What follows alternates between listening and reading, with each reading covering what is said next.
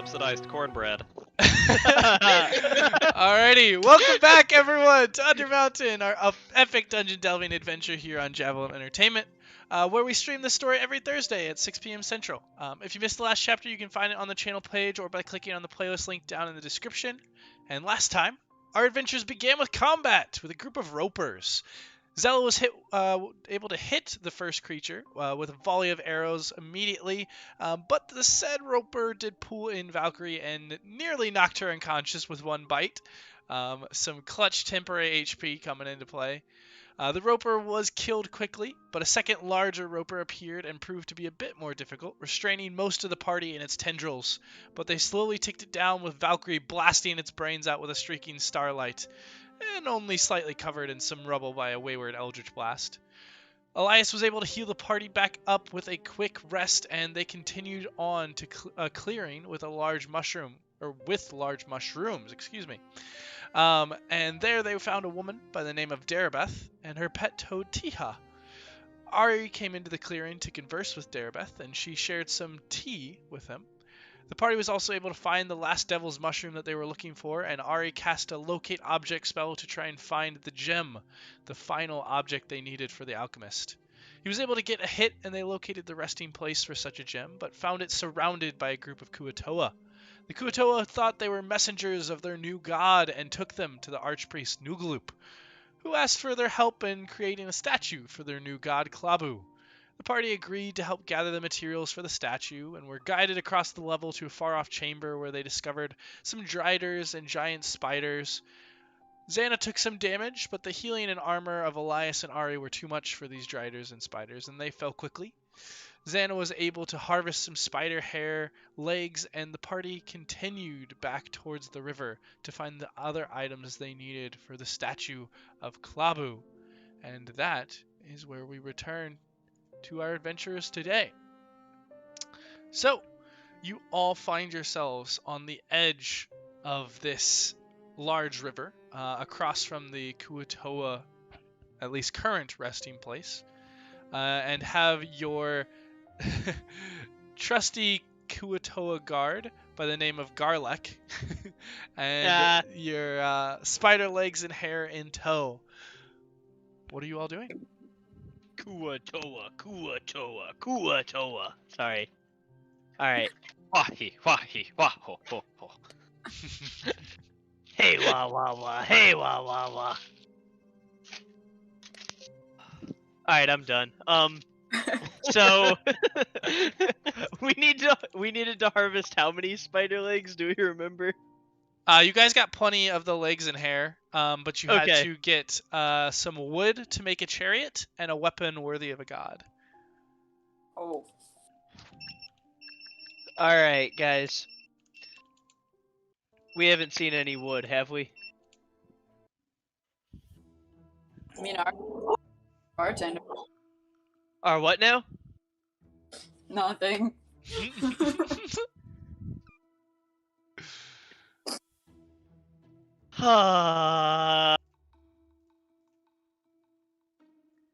Okay, so we need a weapon and some wood.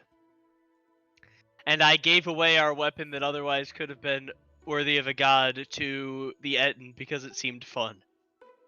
So, sorry. Yep.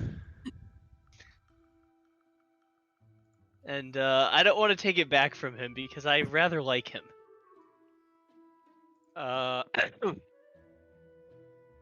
So,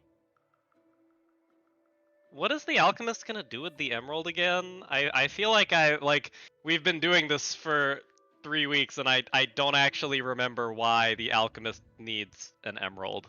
So he didn't specify in detail, but just asked you to get some materials for him. You guys did see multiple different gourds surrounding him that seemed to be filled with different liquids. But basically he asked you to acquire some components for him. And in exchange he would give you information about the Dorigar that you were searching.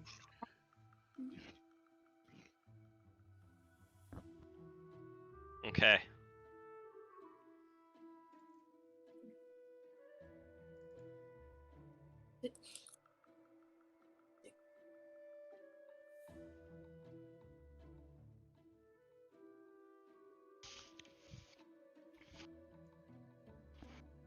But yes, you guys find yourselves on the edge of this river and are kind of talking back and forth, discussing, making sure you're all on the same page about what you need.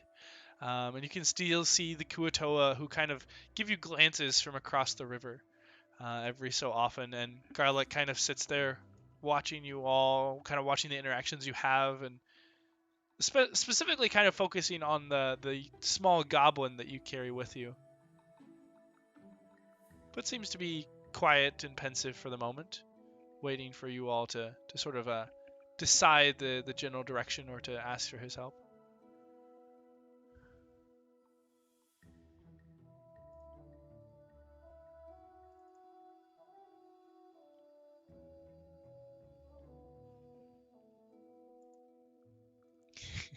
Is there any general direction?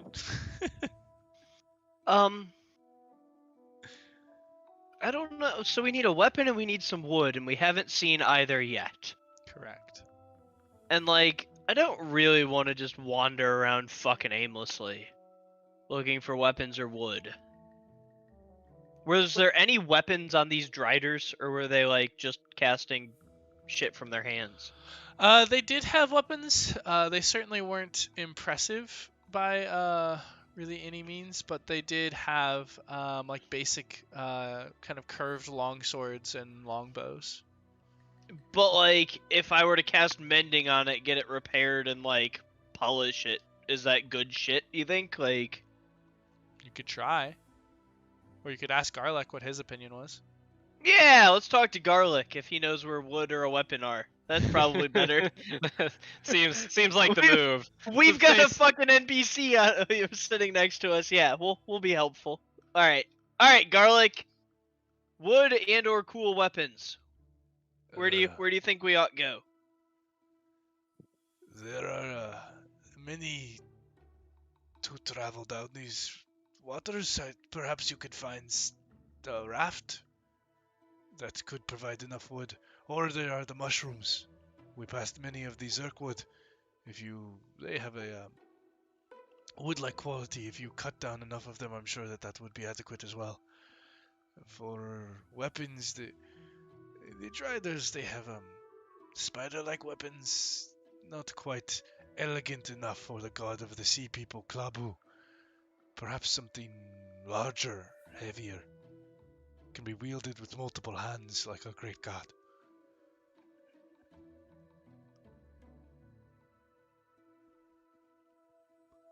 And do you know where such a thing might be? I have no idea. I see. Then, let's look for a raft, and maybe there'll be a big weapon on it. Maybe whoever designed this world put those two things near each other. Yeah, I have a feeling that Providence will handle it if we just follow the passage. So yeah, let's Don't know why. So yeah, you say let's- that, but I didn't write this. let's go search for a raft for a source of wood and a large two-handed weapon. Let's do it. All right, what direction are you guys headed? Let's try upriver a little bit, guys. Does that work for you? Sure. Because it's easier to go Yeah. back downriver, so let's tire ourselves out going upriver and swimming against the current or wading against it now. Yeah, the river does kind of drift to the south, and it's probably a good 20 to 30 feet deep at its deepest. Is the edge significantly less deep? Is it possible to walk along like a foot or two area? It's probably, even along the edges, to navigate all the way up, it's probably still to like waist level, and on bootlick probably about chest or shoulder. Might as well get it done now. Let's which way's upriver, to the left or the right? To the left, yeah, north. Let's start wading upriver, guys. Are you good with that? Ari, can you carry bootlick? I'm sorry, he's probably gonna get swept away otherwise. Yeah, I'll grab Boblin. Come on, Boblin. What? I'm going in the water. And I'm gonna just grab him and sling him over my shoulder like you would a Oh, child in okay. as a sack of potatoes. You'll know what I'm saying? He is very sack of potato. But yes, you can pop him up onto your shoulders.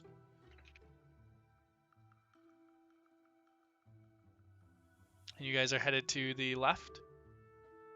Yeah. All right. And so just for convenience, I'll just move you all as a group for now. But you guys do see a couple passages to the north that look like, well, at least one of them heads up into the crystal caverns where you found the Zorn.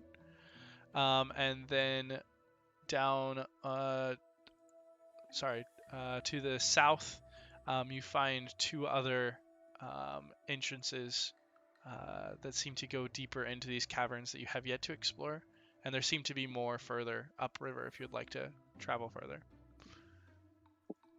You guys want to go a little bit further upriver and check that, or you want to test out these caverns first? And Garlic kind of looks at you all as he's trying his best. He's swimming along and like trying to keep his head out of water so he can talk. These first few caverns do lead back to the Kua-Toa, but we could pass them by to the further chambers. Or just take the next one to there. And he kind of points at the one right after on the south. Yeah, let's use the one he pointed to. That sounds quite That's helpful. good. Yeah. You guys are assuming I'm way more helpful than I actually am. There'll be something ahead exciting. Like, it might be for the quest, it might just be monsters. but yeah. But yes, you guys do swim to where the water ends and kind of paddle up onto where the sand is. And it's not very long before the sand quickly turns into that thick kind of mossy undergrowth.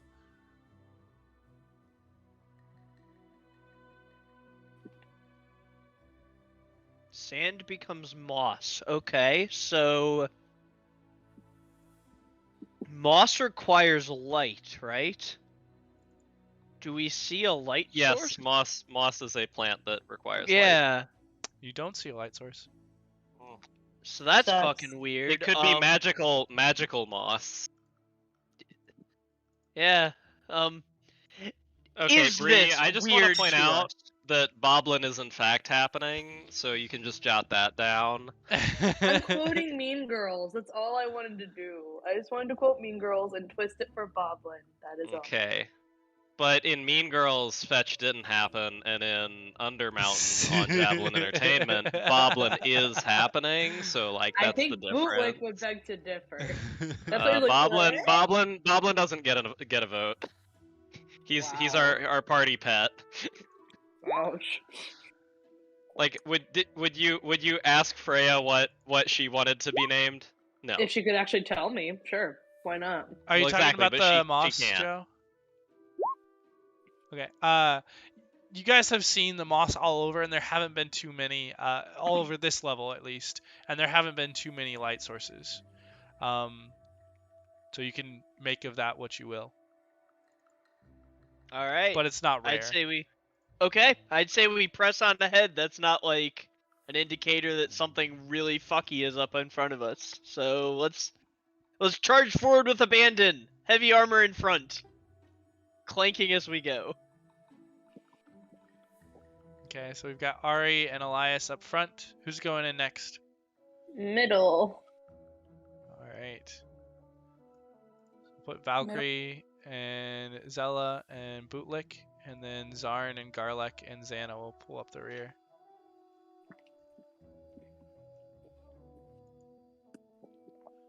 Alrighty. And you all continue down some further caverns. The thick moss kind of getting pretty heavy underfoot and forming once again what looks like something similar to the mushroom-like forest that you have seen before. It's an uneven floor and just lined with natural shelves and rock draperies that has been formed by different water seepage throughout the years.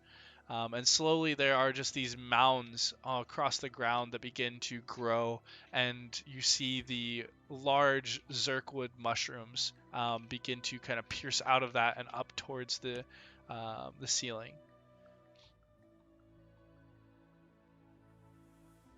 And we will go ahead and pull you down where you can see that. And he thought Clean. those mushrooms were good enough to be wood? Maybe? Yes. Alright, so there's an interesting proposal. Now let's find a large stick or club or metal thing or something impressive. Alright, investigator, would you like some guidance and help and see if there is conveniently something effective anywhere near here?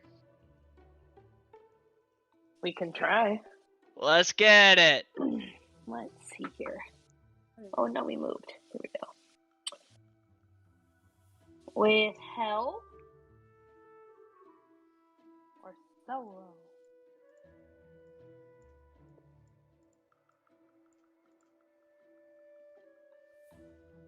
Joe. What's up? With help or solo? 100% with help. Why would I Always not with help help. you?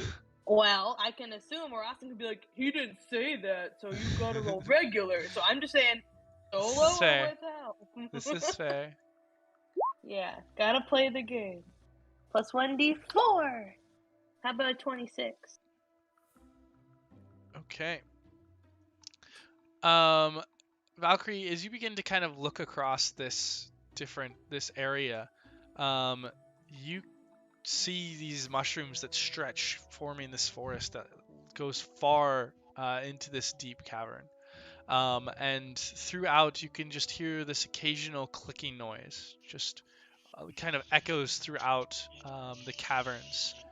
And you begin looking back and forth. You don't, at least nearby, you certainly don't see any weapons or anything that stands out other than the various mushrooms of different shapes and sizes and colors.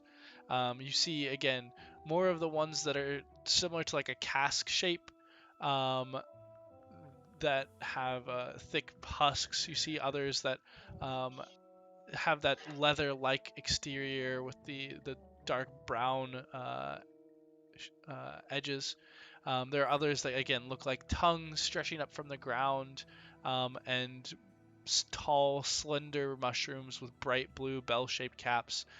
All different, extremely vibrant mushrooms that just stretch throughout this and make it a forest very unnerving and different than ones you would typically see on the surface. But for you, you find it fascinating. Oh, of course. She's but been other doodling than- every so often in her little journal. Other than the detailed mushrooms, at least nearby where you currently are, you don't see too much, but you can see that the cavern extends for quite a way with the vision provided by So, Elias. if I vaguely remember, I thought we heard something that clicked in the pseudo-recent past, in the recent sessions. Does this click sound at all familiar? Like, have we encountered this maybe before? Doesn't particularly sound familiar. And, well, does it sound nearby, far off in the distance? How It kind of just echoes loud? through all of the cavern. It's not very loud, but it does just kind of echo and seem to be coming from kind of coming from everywhere. Okay. I guess we can venture slowly in as she reiterates her basic findings, pointing out the mushrooms and just kind of warning people to maybe keep an ear open for the clicking, just because it's there and you never know. Might be suspicious.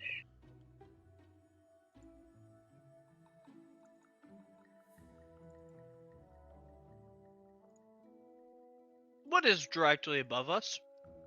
Good. The cavern That's what I ceiling. listened to. Would you like to make a perception With check? spikies? Oh, I would love to. Sure, go for it. How spiky is the ceiling?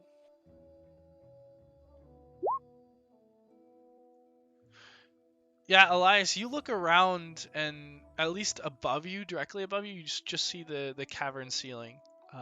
It's pretty bare. There's a few zirkwood mushrooms that do make it up that high, but outside of that, there doesn't seem to be anything. You don't even see many stalactites across the ceiling here. But what you do see is a bit of movement every so often on the peripherals of your vision. That seems to be, at least at the moment, keeping its distance away from you. But something is definitely out there.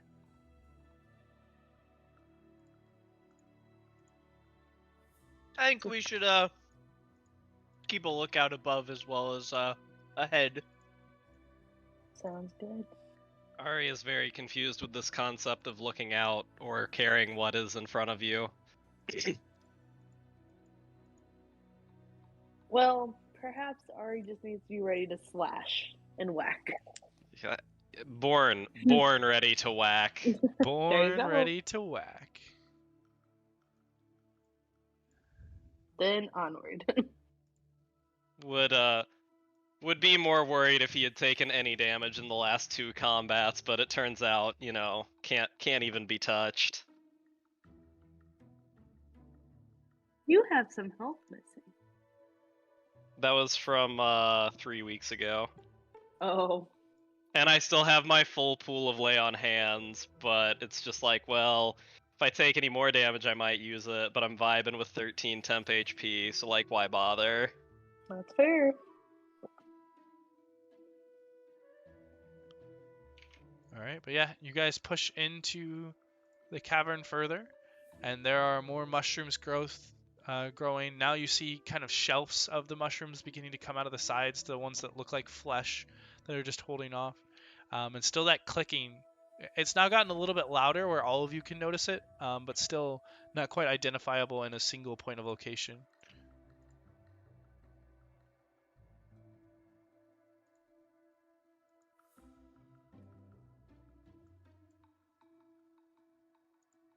Still continuing on?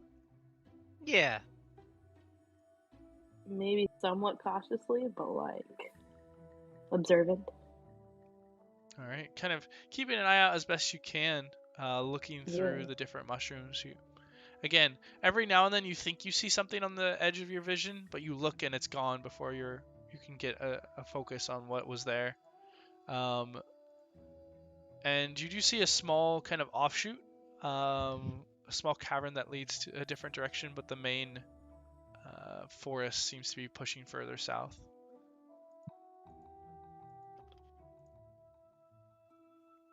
It's our resident fishy person. Mr. Garlic, what up with that? I do not know. I've never been down this way. Alright, let's press on! Thrilling. Well, onward towards the opening or onward towards through the foresty stuff? Because we have a forest. This is a good question. Mm-hmm. Actually, there's 2 ways. Which way had the suspicious thing that isn't there last? Last Yes. you would have seen it just to your right over here.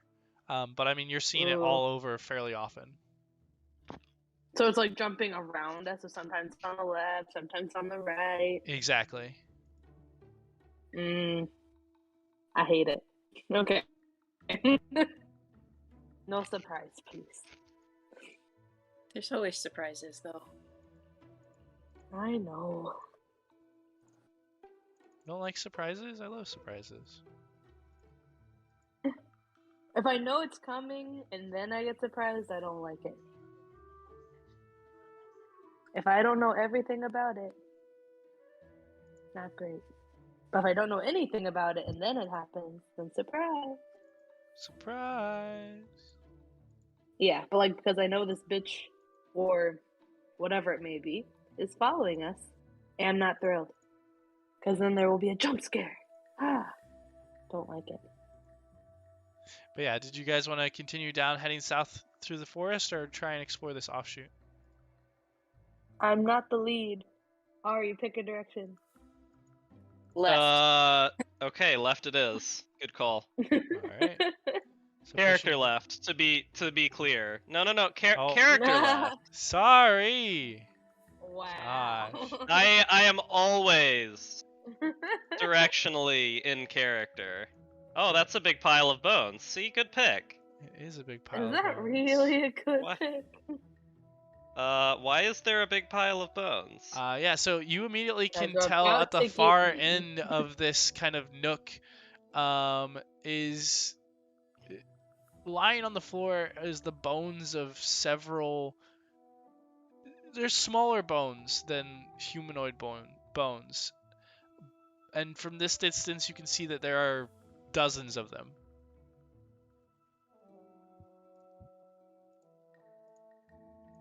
Well, they're probably friendly.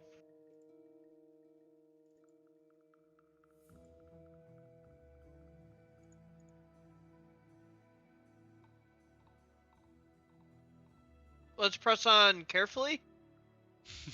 Let's press on carefully. Yep, you know.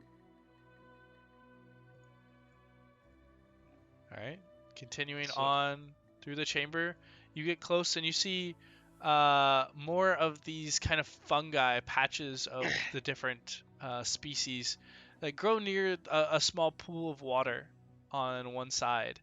And some of them have almost been kind of pulled or torn away from where they were rooted or attached.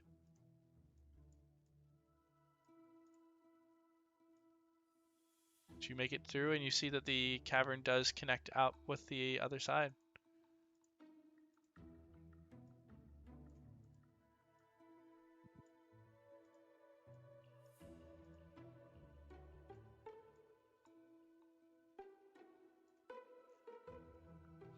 And continuing into these chambers, quickly the mushroom forest does kind of fade away, and you are left back in the twisting caverns that you had found before.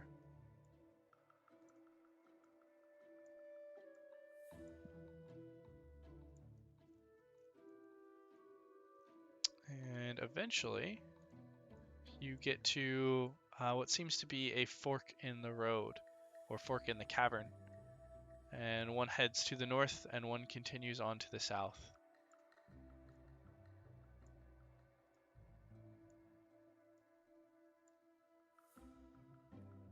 To the south, since that's the way we've been going, I guess. Sure. I think that sounds wise. Alright, Ari, make me a perception check. Uh-oh. Uh-oh. Danger, danger. We're doing great.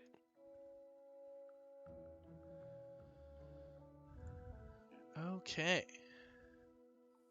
So as you begin to push further in this, you can see that the cavern itself begins to get more and more coated with this slime-like material. What used to be moss is now just this thick, slimy, green moisture that just covers the entire ground and edge and is very, very thick and makes it difficult to move at all. Interesting. I don't like it.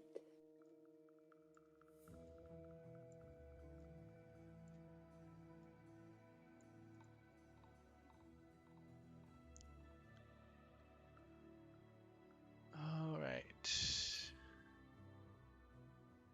And you can hear that there's some noise from the underground river, from the passage to the north, but this far in it becomes a little less intrusive. And let's see. Oh, if I can set this thing up right, or do the thing that I'm doing. There we go. And Ari, you eventually do make it in as the cavern begins to grow larger. And see as this slime has completely overtaken the chambers that you're walking through. and there this are looks just yummy. large green, almost vein-like protrusions coming from the stone, and this thick mucus-like slime just drips down the walls. I don't like this room. Me either. Run away? This room does have the potential to have whatever the weapon thing we need is, though. So, want to investigate?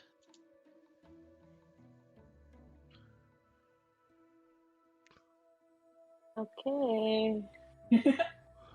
Here, take some guidance. And some Do we hear assistance. any clicks down here, Austin?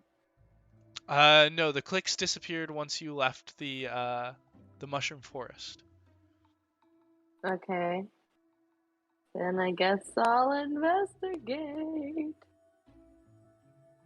Cautiously. 24. All right.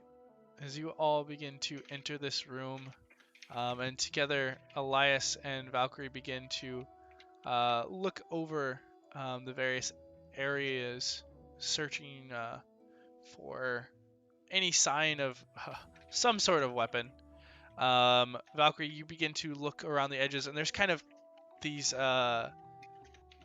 breaks, these cracks in the rock where slime kind of protrudes out, and you kind of do your best to see what's coming out of them or what's inside of them. And you look in one of them, and you can see the slime sort of moves for a second, and then there's these scales that you can see, and it begins to shift, and out reaches a tiny hand that kind of grasps you, and you see as a creature begins to emerge. Nope. Someone else needs to reach their hand into stuff. Why make me do it? Ah. This is a good question. And let's go ahead and have everybody roll me some initiative. Yeah. Yeah. Sammy, you've got advantage. Woohoo, it's a 12. That's not terrible.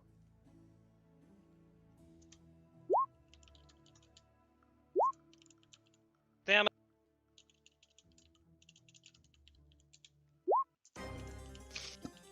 What were the odds? I mean, you're Pretty- still pretty good. higher. Or one of the. Oh, never No. mind. That's our favorite. Hey, I have more time to think about my move. But I bet it involves a crossbow. You know, that's probably a pretty safe might. bet. Yeah. Hey, not too Okay, bad. my computer. Now I can't find us. Where are we? Oh, there we are. Somewhere down by the bottom.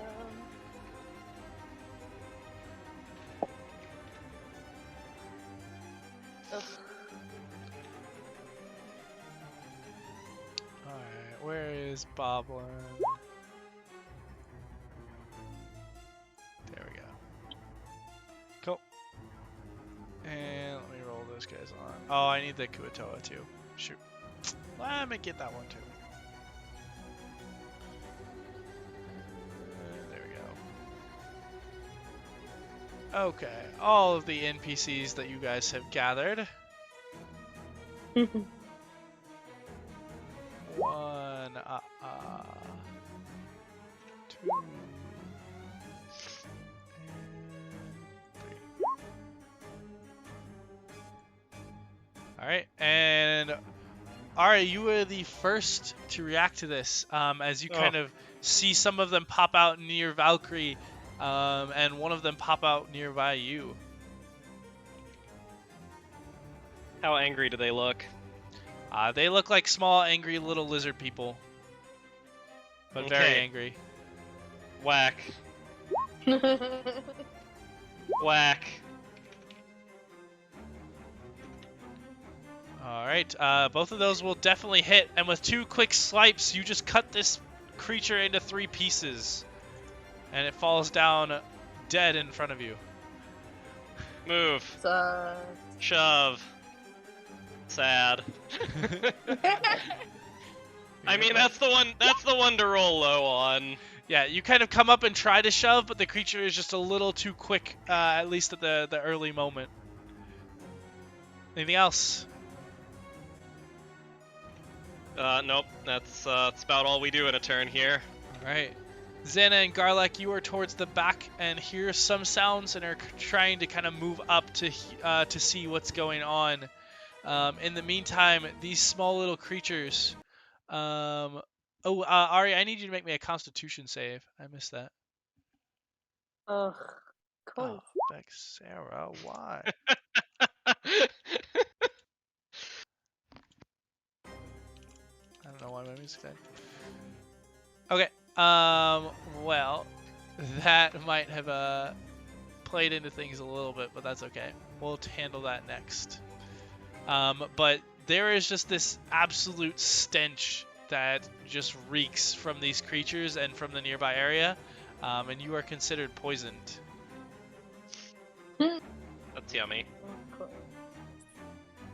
All right.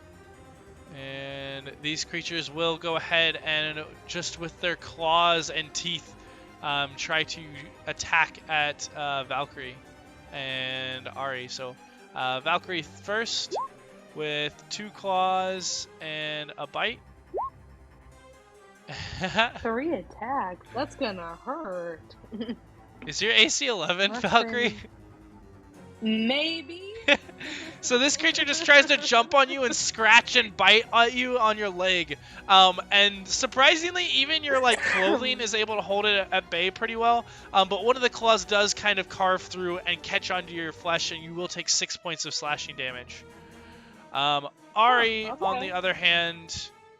Oh, wow. Ari, one of the claws actually does get under your armor as well, and you'll take 3 points of slashing damage. Haha, no I won't.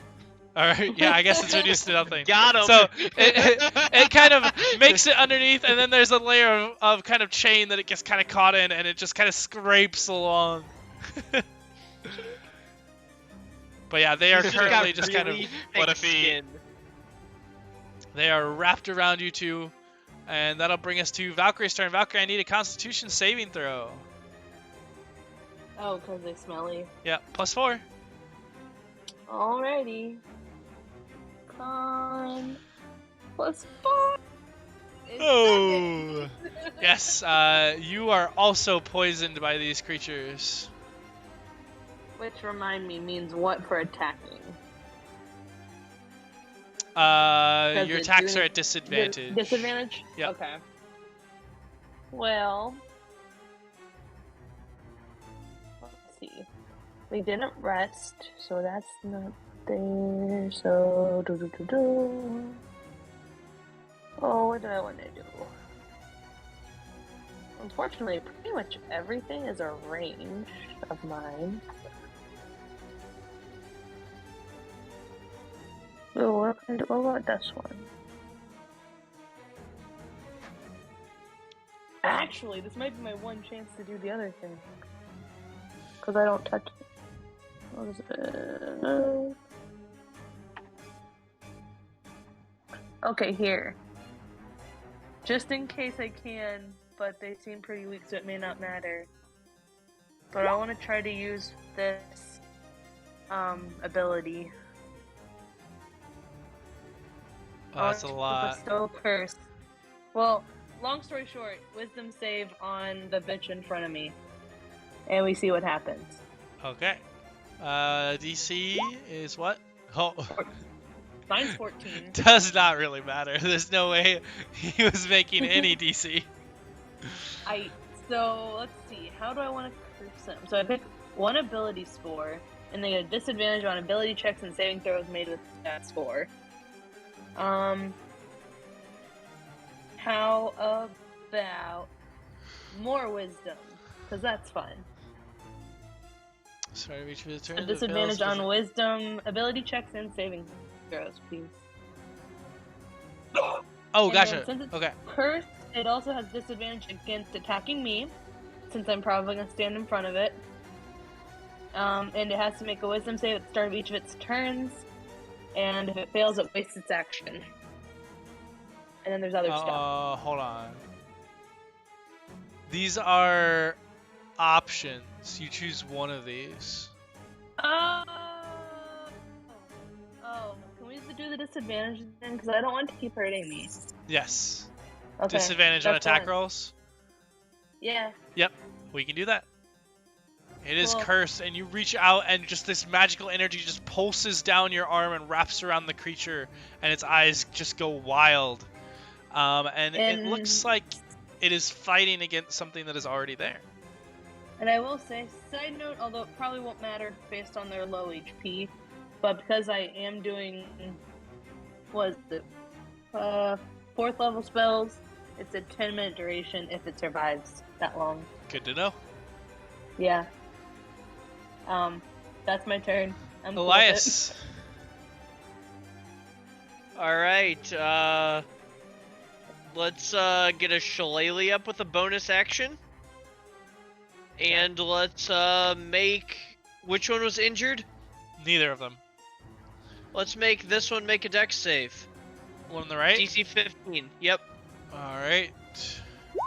That is a success! As you just toss this fire over, this radiant flame over towards him, but he is wrapped tightly around Ari and is just clawing and climbing all over him, and the fire just hits the wall and disperses, doing no damage. Tragic. Alright, that I got shillelagh up, so that's my turn. Alright, Zarn is going to come in. He'll come up next to Ari and try and make a couple of attacks onto this creature. And so that will be... Ooh, the first one will hit. Zarn has to have trouble walking with how enormous his balls are. And I need to roll damage because it's not the right damage. But both of those will hit. And that is, what, 4 points of damage on the first one, and 6 points of damage on the second one. And this creature is nearly killed with 2 quick jabs of Zarn's dagger. Zella. Well, am I able to get a shot to take care of the one that's wrapped around Ari? Yes, you can. Cool. Alright. Here we go.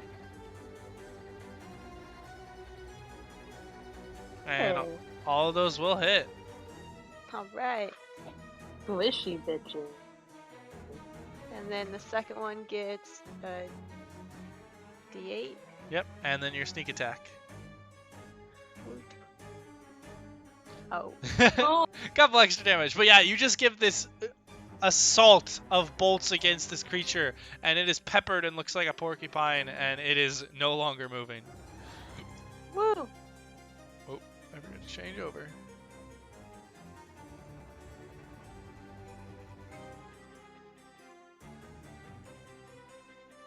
There we go. I wanted to watch Bree's curse work for longer. Thanks. And Ari, the cursor or the stench around you continues since it's in last time, and you are still poisoned. What are you doing? Messaging Joe back and then whacking. Mm-hmm. That'll hit. That hit. Whew. Okay. Not that one. So, Ow. let's see. Actually, your attacks would be at disadvantage, so that would be the first one, and go ahead and roll me a second one at disadvantage. I feel like that's gonna hurt me. This one's gonna be a nat 20. I can feel it. No!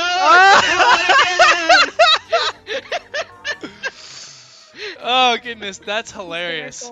Okay, go ahead and roll me one more attack flat. Jesus Christ. Of course, that one hits. So as you go in to swing, the stench is just too much for you, and you begin to cough and nearly just kind of dry heave as you try and swing out, and your strike just goes completely wide, and the creature skitters across Valcrie's leg, and you cut down into her own flesh, dealing 6 points of slashing damage. And you try and readjust, and this time pull the blade upwards, and it just begins to strain on your grasp. Go ahead and roll me a strength saving throw. You're able to hold on to the blade, but it just completely whiffs the creature, who just kind of snickers and continues to try and attack on Valcrie. We'll see if that is able to work. Not 10 hit points, but ow! You cut me. You cut me. And that'll bring us to Zannah, and by now the sounds of combat are very clear. What would you like to do? Go right there so maybe I can see what's up. Oh, hey, look at that. There's things. Yep. I guess try to hit that thing with a bow, maybe. Go for it. Hey, would I be allowed to smite when I nat 1 and accidentally hit Valcrie? No! Just out of curiosity. Yes. Yes, Just theoretically. like if I wanted to, like. Yes, you would be able I to. would use my final spell against you. It's fine. Burn in hell. Conceptually, you All could. 9 of them. Realistically, probably not the best idea. But yes, that is able to hit the creature, and you put an arrow into it, and it does not look happy. Gives Okay. kind of a... I'll take I only it. heard half of that.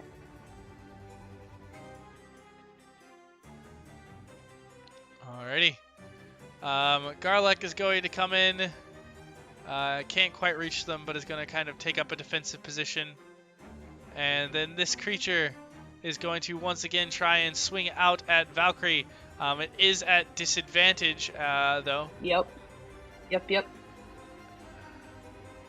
And so at disadvantage... Oh, that still hits at disadvantage. That still hits at Okay. disadvantage. That one misses, though. So its claws begin to just rake into you, but the bite isn't able to quite pierce past the magic that curses it, as it is just going wild. And you haven't tried this out too much, but it very much seems like it is fighting its own... fighting something within itself. But the claws will deal into you for 5 slashing damage and 4 slashing damage, Valcrie. Okay, so that is a 9. Yeah, 9 total. Oh, why did I delete that? I think it's that. Yeah, that looks right. Okay, cool.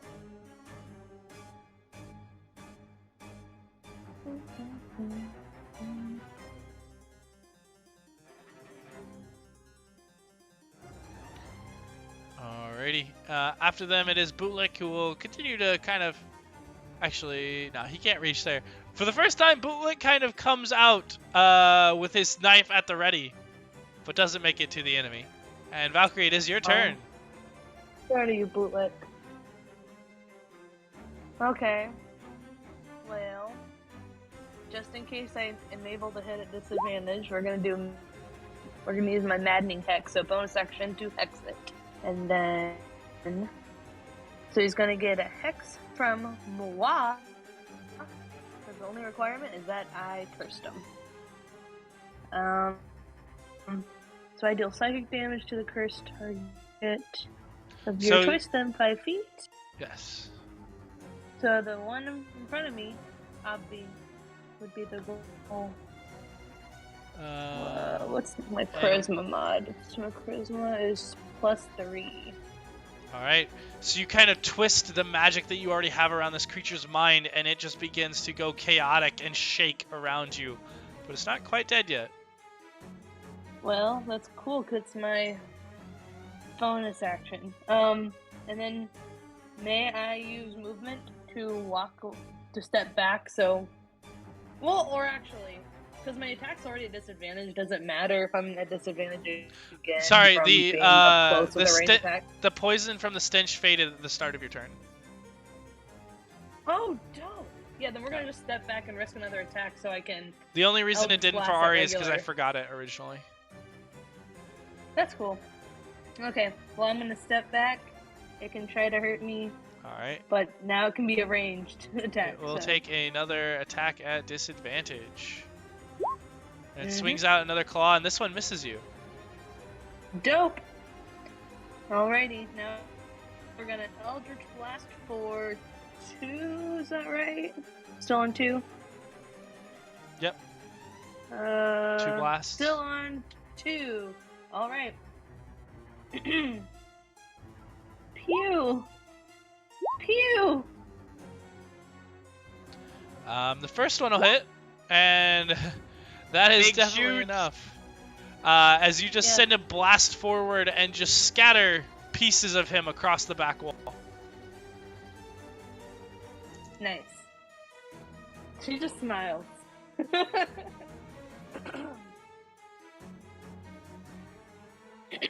And as this happens, you all can feel this kind of rumbling around you as the tunnel begins to shake. Elias. Oh, I don't like that. Is it rumbling ahead of us or behind us or both? Ahead of you, down this direction.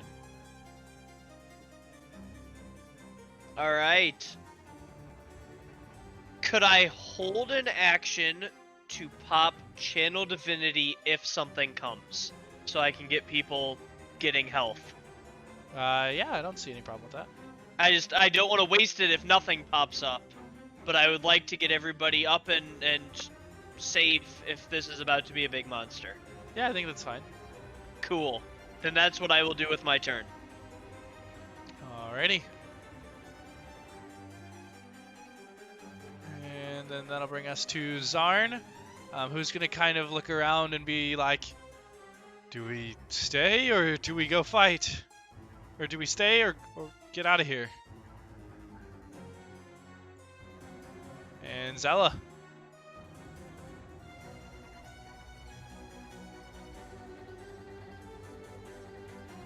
Do we have a Zella? So, yeah. Yeah. I forgot I have different controls on my headset now. We can't see anything yet, right? So I could just hold a crossbow attack action? Yep. Okay. And I'm already in the back anyway, so if people need to run, I can cover.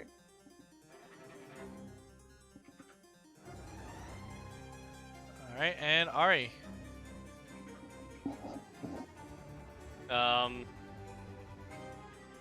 We don't see anyone, do we? Nope, not at this time. Just the Just rumbly the- cavern. Yeah, the whole cavern seems to be shaking. Let's keep going.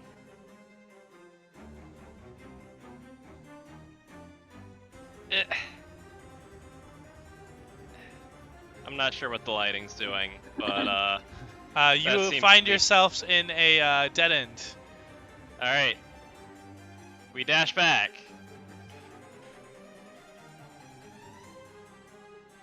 Do y'all want to go right or back? To the right! Take it Alright. back now, y'all. One hop this time. Bam! Right foot, 2 stomps. Bum, bum. Left foot, 2 stomps. Boom. And Both foot, 2 stomps. Both, Hopping. both foot, 2 stomps. Yeah.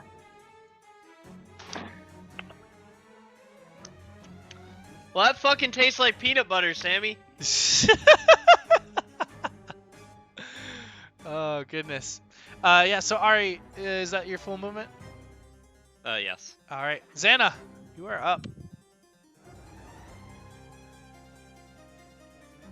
She said if she wasn't back, use the bow, but they're not here, so I guess hold a bow attack. Yeah, she can certainly hold a bow attack.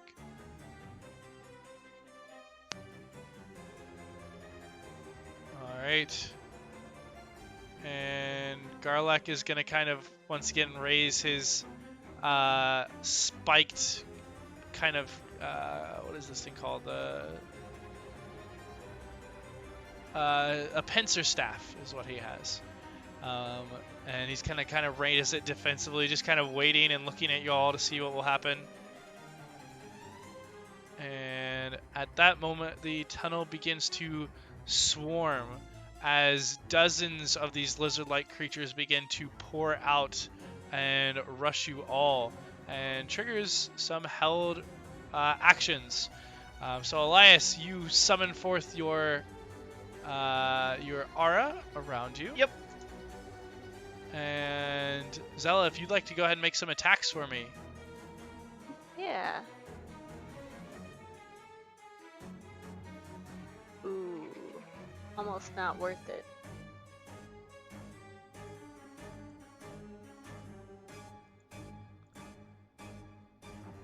Alrighty.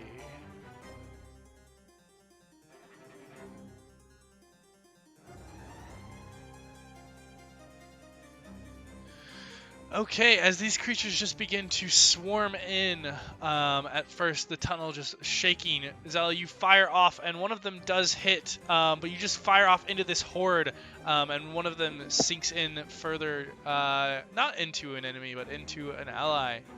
And these creatures are going to attack as much as they can. So let's see. First off, it'll be 2 rounds onto Ari. We'll see if any of these hit. Fuck. A lot of 1, people. 2. Hey! 1, 2. Oh my. Okay. And Ari is sitting at a 20. So Ari, you just get these scrapings and bitings across your armor. One of them does hit for 6 points of slashing damage, and another does hit for 3 points of slashing damage, which is reduced to nothing. So you take a total of 3 points of damage. Oh man, that's more than I've taken in the last 2 combats combined. And then there will be 3 rounds on to Zarn. 1, 2.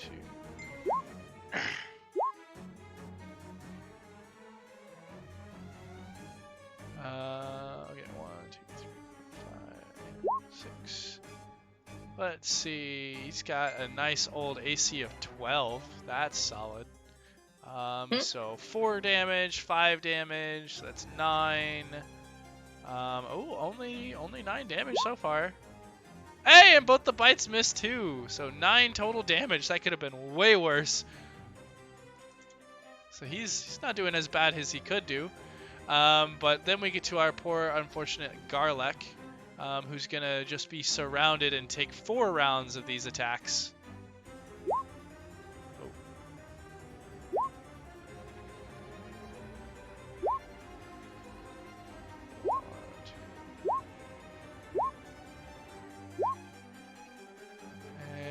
Let's see what we do here. Okay, so well, he's actually got quite a few hit points, so we'll see. Does anybody have area of effect spells or abilities? Cause let me tell you about let me tell you about this mob of enemies here, and the fact that we all get +4 to saving throws that they don't. See, I can do that, but it's gonna hurt us quite a bit. Oh, I shouldn't be but I rolling can do this. it. That's fine. 34, 37, 40. You will take a total of 44 points of damage. Still kicking though, Ow. good old Garlek. Oh yeah, Nice. brother. Alright, and then there will be... Wait, did you give him his temp HP? I didn't because it hasn't been his turn because you just summoned it. You're right. I was looking at him on the initiative order. I'm like, he's a 16. Yep. And then there will be 2 attacks onto Bootlick. Or 2 rounds of attacks, excuse me. F in chat 1, for 2. Boblin. Well, he manages... Wait, is his AC actually that high? Hold the phone. Dex to AC. Goblin's Yeah, a sneaky bastard. He does have a really high AC, that's crazy. Oh, he's got a shield. He doesn't have the shield, it's not that high. He's not Can I no give him a real shield? dog. If you wanted to, but right now he doesn't have a shield. Okay, so first off we have and that. So he's only going to take 0 damage. Ha ha ha. No, he takes. Is Boblin also a heavy armor master? No, he does go down, unfortunately. Honestly, heavy armor master is like mob fighting is the reason you take it. Like I want to just 1v however fucking many of these there are, and watch them like futilely try to do damage.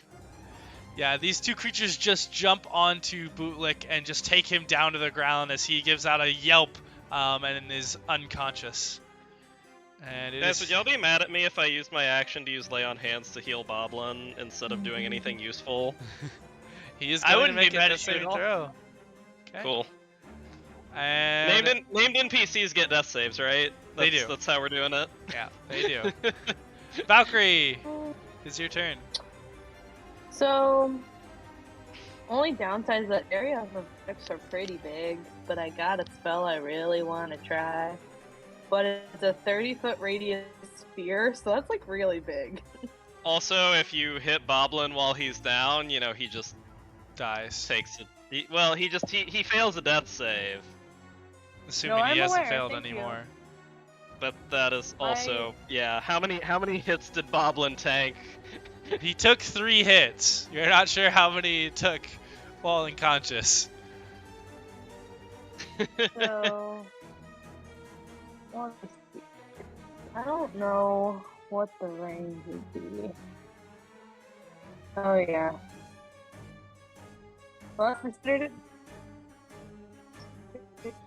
It would hit I need to be within range for that thing. Yeah. I don't think I can do that. Yeah, choose a spot within range. So maybe not you, because you're a little big. It's gonna be super dope anyway when I use it. I got a feeling. How about you? Are you smaller? Yeah, you're only 20 foot. That's not terrible. But our friendo's gonna have to get out of there. Oh, where can I put it? That'd be mean. Well, I'm good now. Ah, this is so difficult. He's on the edge. Rip. That would take out most of our problems. So, I think we're gonna do that. I think Valcrie will say, Garlic, you might want to move towards us. And then she'll cast her Hunger at our 20-foot radius fourth sphere. level. Because, like, I have to. Yep. That's gonna be 4th level, because that's how we do it. With, excuse me, goodness gracious. With level 7 Warlock. And then, I guess I should show you where I want it. So I want it as far back as I can. If I put it, like, against that wall, that I can barely see, technically, it would just barely cut him. And then get all those guys in behind, which would be half the problem. So, that's the goal. All good?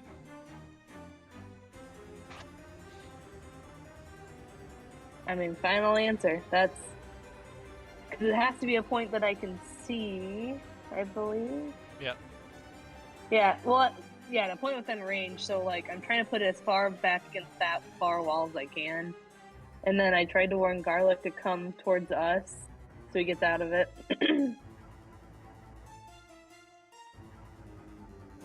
Alright. And as the sphere of darkness emits out, you do hear these just slurping noises and some screams of these lizard creatures.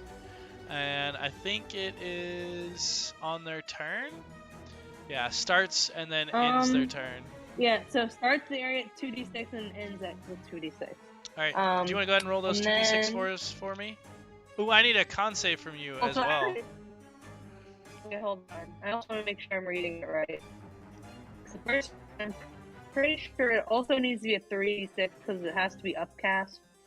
Is that not how that works? Because it has to be a level 4. Not all This things one doesn't have have... it, does it? Not all things have upcasting abilities. Okay. I'd be surprised if this one Well, didn't have it, but it might not. I mean, I don't see it, but I'm also, it says I can only cast 4th level. Yeah, so it'll still be like, cast I at don't 4th know. level, but some things don't necessarily get better as you cast them. But let me look real fast. Yeah, I was like, what's the Google say? Because I don't know. I did not think about it. But I still like that option. Okay.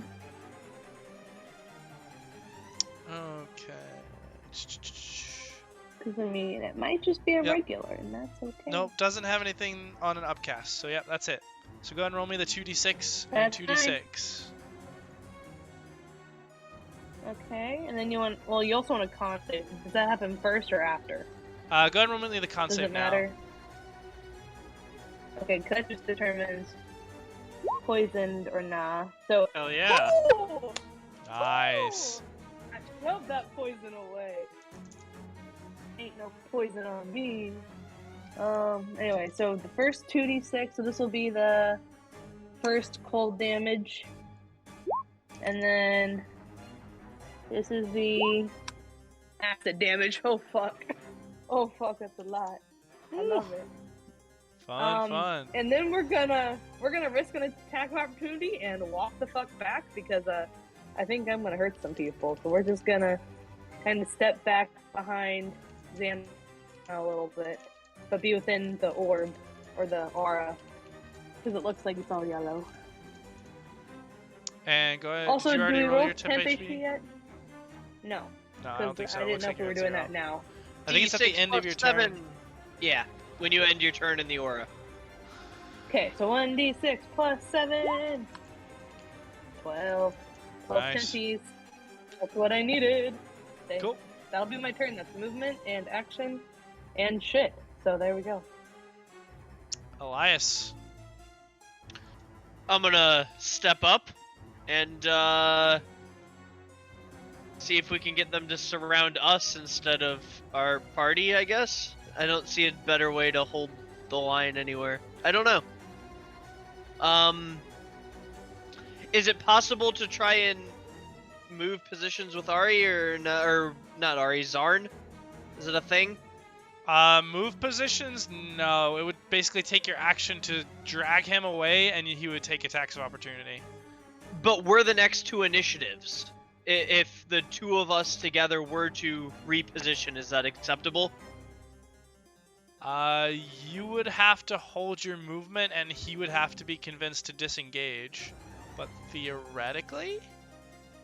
I would like to propose that as an option for him. Does he seem on board?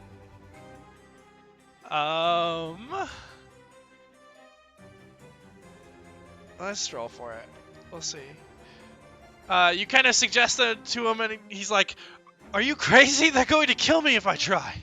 He seems very, not terrified, but definitely affected by the just rush of creatures that have surrounded him.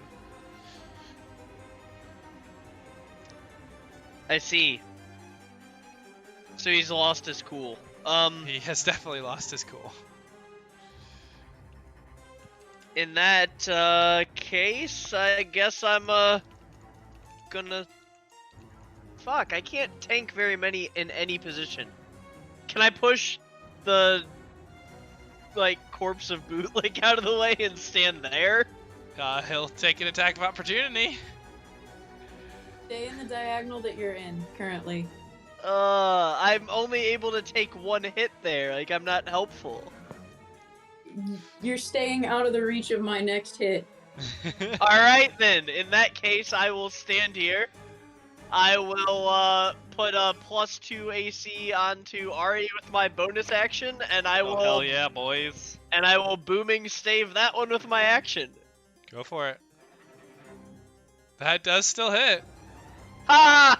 And so you crack into him, and the thunder and bludgeoning just punches in his head, and he lays still. He's dead. He's not moving and is down on the ground. They're not very healthy. Jess, can I step 1 square forward safely? I won't hit as many if you do that, but yeah. I'll let you hit all of the things. I'll stand where I am. I'm good at listening. Hey, Ari and Zarn, you should step out. Alright. I don't think you understand how unworried I am about your bullshit. Okay. Alright, and Elias, did you... Okay, cool. Perfect. Zarn is not thinking straight and not listening, and is going to just try and take out some of these creatures. And actually, okay, cool. So we'll go ahead and roll those attacks here. Okay. Yeah, definitely.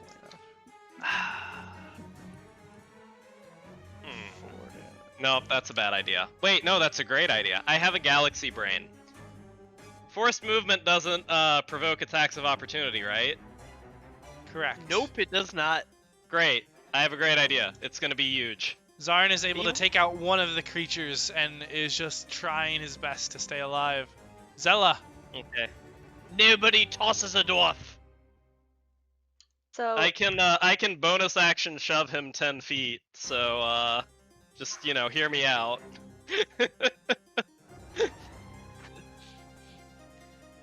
Just wrestling, throw him back to me. Basically, yeah. So it's like move here, shove him 10 feet so that he's next to you, whack some lizards, and then get out of the way so that Zannah can spell. I'm totally down. As soon as Zella does whatever Zella does. So, Zella has a question. Can I see through the magic sphere of darkness if I have dark vision? Nope. Nope. Ah, bummer. Alright, I will just shoot crossbow bolts into the thing in front of me then. Alright, go for it.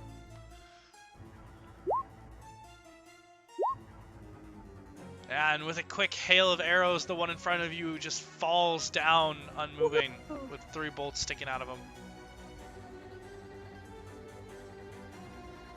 And Ari. Okay.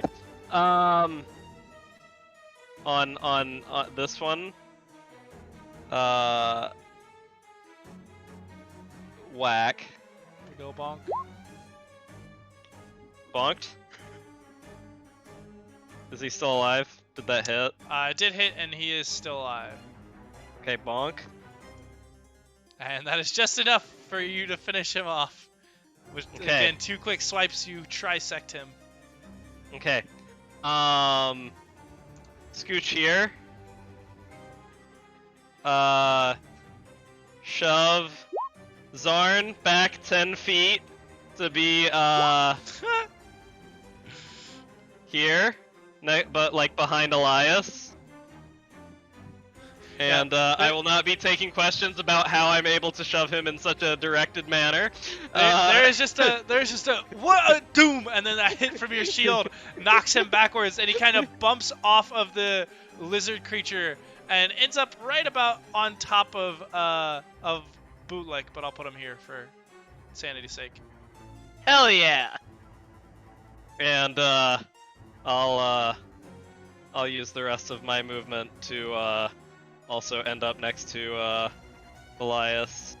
Alright, and you will take 2 attacks of opportunity. That's fine. With 22 AC right now.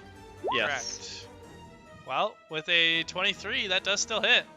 4 Bastard. slashing damage down to 1. That's, takes me down to 9 temp HP, and now that it's the end of my turn, I will roll a d6 plus 7. And, oh, would you look at that? I'm back to 11 temp HP. I gained health that round. Good old Twilight Clerics. Honestly, Zannah! the Oa Paladin plus Twilight Cleric frontline is just bonkers. Okay, so I'm gonna use Tidal Wave, I think is what it's called. Oh boy. Yeah, Tidal Wave. Go ahead and paste that for me.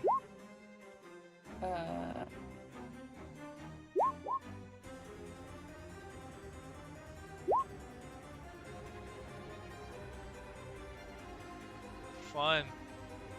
So along this line here is what I'm gonna Okay. start do it. And they all need to make a dex saving throw. Okay, go ahead and roll me that 48.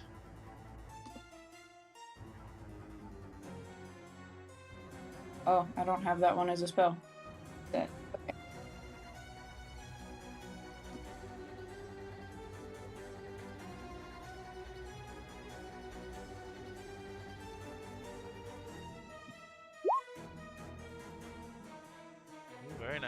First 3, second 3, back 3. DC 14.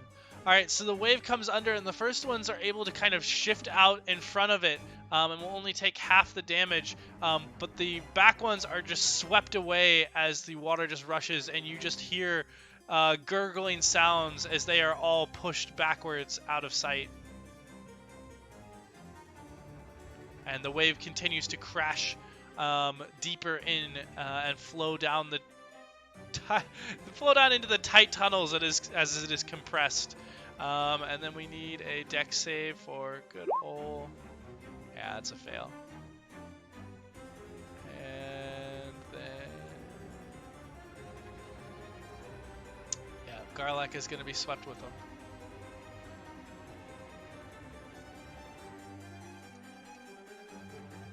Alrighty. And there is 3 of these lizard creatures left. And one of them at the start of his turn needs to make, I think it was a dexterity save first. Let's see. At the start of their turn. Oh no, it just takes the 2d6. And then if they end, they make the save. So it'll just take the 9.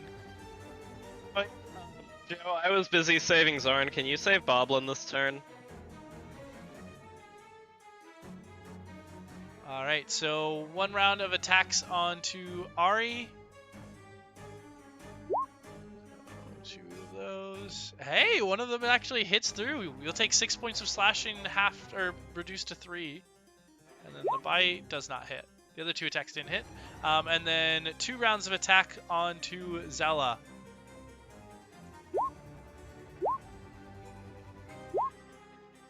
Okay, and Zella with a 14. You're going to take 2 claws hit and 1 bite. Each claw is 4 slashing damage, and the bite is 6 for a total of 14 points of damage. And this one is just pulled into the darkness and crushed.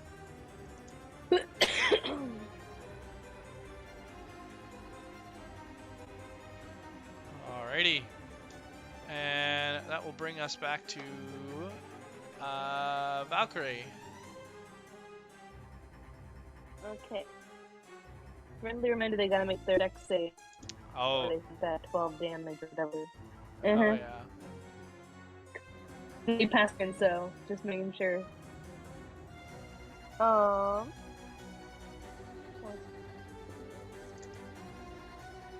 can try my good old unreliable eldritch blast. That's cool. Yeah, I'll try the eldritch blast the guy that's next to Bootlick. Alright, go for it. Toa. 1, 2. First one hits. Okay. 5 damage. I'll take it. It's something. He is still Not alive that 13 though. I want, but that's okay. You blast a chunk out of this creature's shoulder. And Elias. That's okay. I will start by using my bonus action to healing word the bootleg before it dies. You watch as a surge of healing energy comes into him, and he does breathe again. Hell yeah. Yeah. How much is healing word? It's 1d4 plus... Your casting modifier? Yeah. I think it's What wisdom. the hell is that? Yep, 1d4 plus 4. There you go, bud.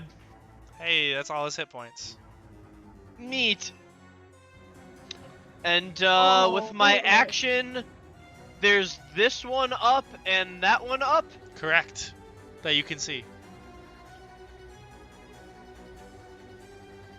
Let's get the one that... Are either of them hurt? The one in front of Zella is. Yeah, that's the So- one I'll make a dex save. Yeah. DC 15. Alrighty. And once again, they are still surprisingly fast, and the radiant fire just blasts into the spot where it was. Not quick enough for it.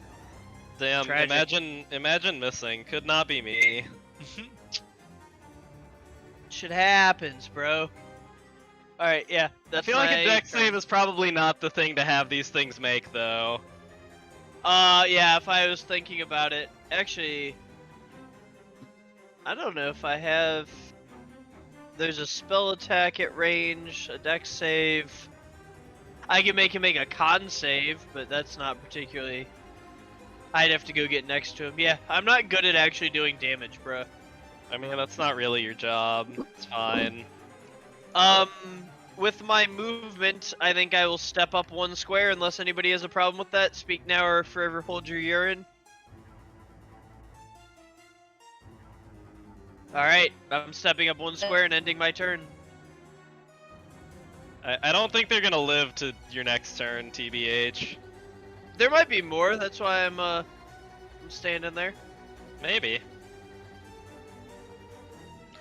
Alright, and with 2 quick jabs, Zarn is able to finish off this lizard creature. And Good job, Zella, Zarn. that'll bring us to you. I guess I better try and get some shots into the last lizard creature. Might have to move over a teeny bit so I don't shoot through all of my teammates. Oh, that was a bad call. Not doing that.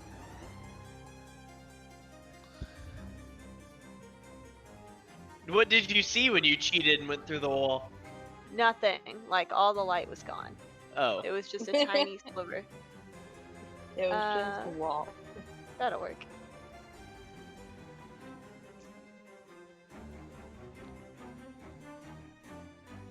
Yes, and with 3 quick arrows, the last of these creatures does fall.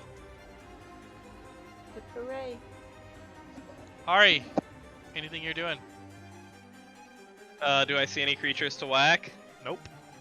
I will hold whack if I see creatures to whack. Alrighty. Zannah. I will.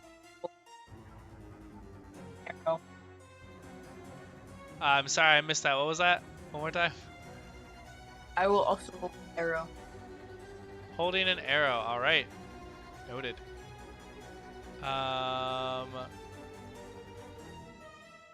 Okay.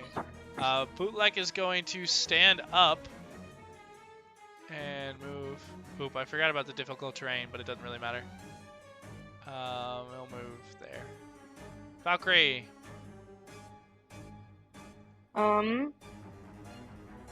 Are we able to hear any non-slurping coming from the darkness? I mean, there's still quite a bit of slurping. It's just kind of been the entire time. Oh, I know, but I figured that if there was screaming, I'd know there'd still be people there, and I would be pretty content in leaving that up to hurt them. Because the that's screaming, like the 2 more screaming rounds kind of of damage to dispersed. take. Yeah, the screaming kind of dispersed with the tidal wave.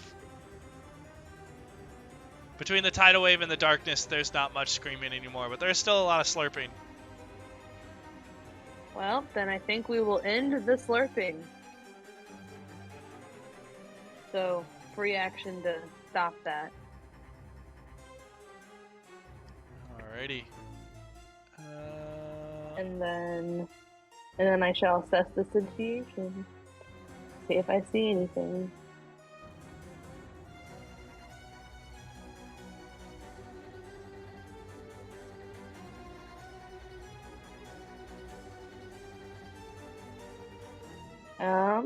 I'll move up slightly to here.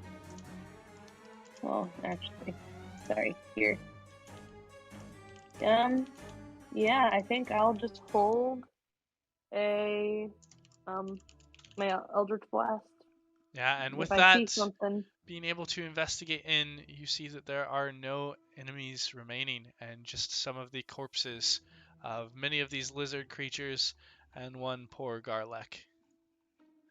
Oh, effing No, chat for Garlek. Did well, you I kill him told with him to Hunger run of out. Hadar? I told him to run out, so if he didn't run out, He You didn't, killed- he you didn't get killed the Garlek. opportunity before a tidal wave pushed him into the tunnel. see, I didn't Damn. do that. You murdered him. That's honestly rude. Wow. Not a, Wow, guys. you- Joe, do you have Revivify Bootleg- prepared? So how about you call We don't have any gems. He might. Can we check him for a diamond worth 100 gold pieces? Sure. It's 300, I think. Well, whatever. In that neighborhood. Give me an investigation check.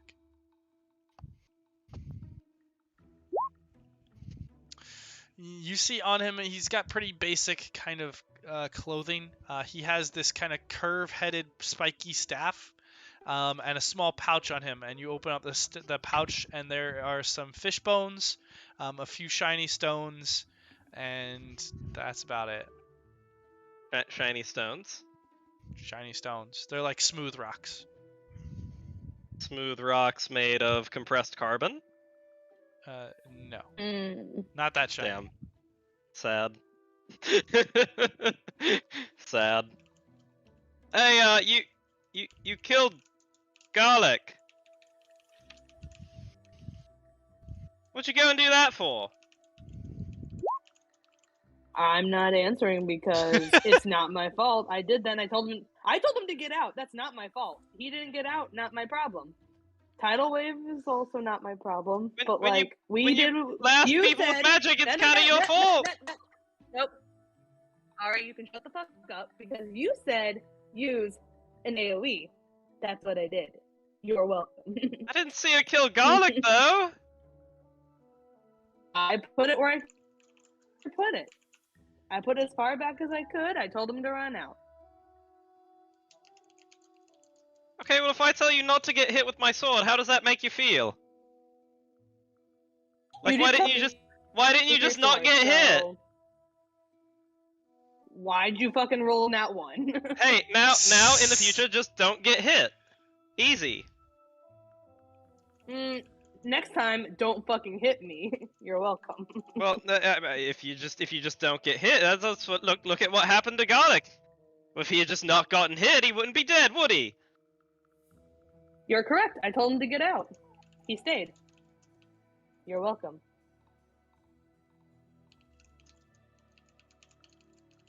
Okay, well, I'm gonna pick up his corpse.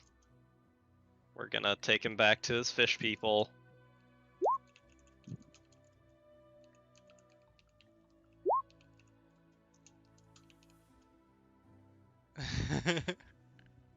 Zannah's just quietly just like, my bee.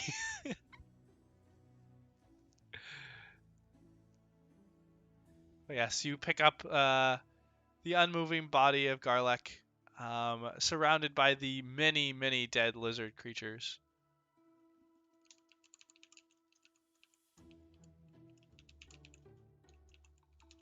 And where are you all headed next?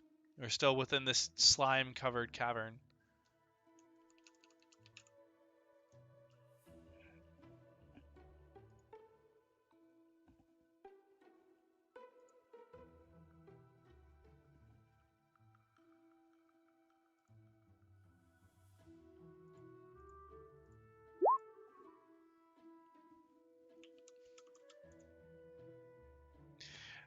Alright, it's okay. It's just an NPC. It's in character decisions. Yes, you all have finished taking out these creatures.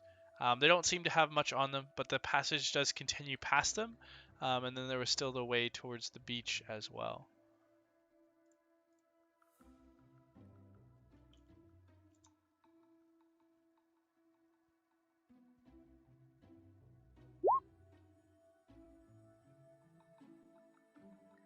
Should anyone have any opinions? Onward into the slime? Yeah, why not? I'm gonna carry Garlic.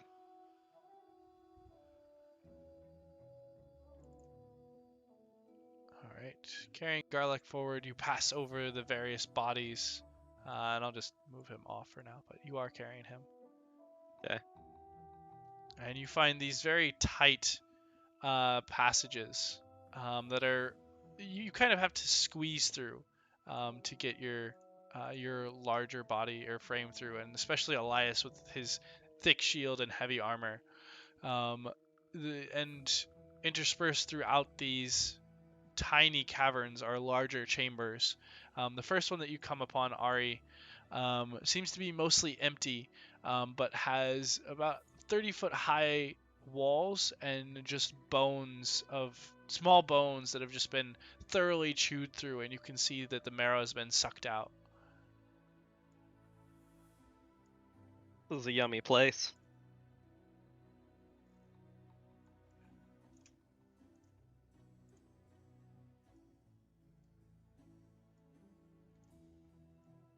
How yummy.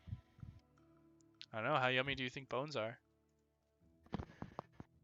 I don't. But yes, this small chamber does hold the bones of many creatures, but very small creatures.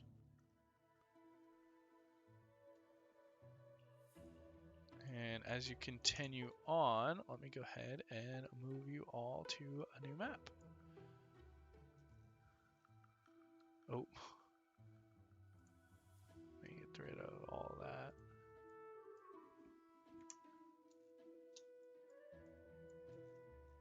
Okay.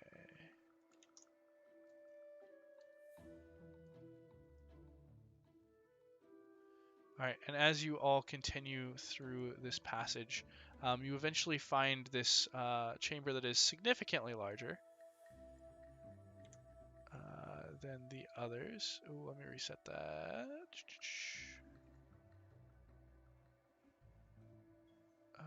Reset. There we go. Perfect. Oh, you guys need to be on the page. That would help. There we go. As you guys approach this larger chamber, you can see that the walls actually bear pictographs of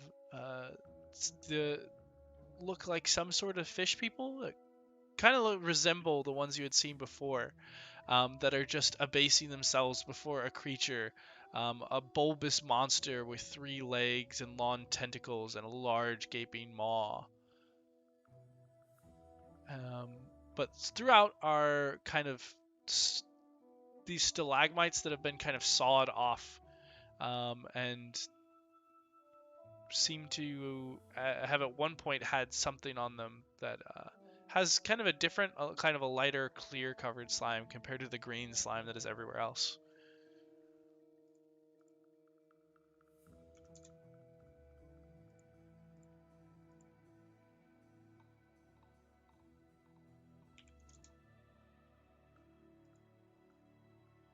But other than that, the cavern seems mostly empty.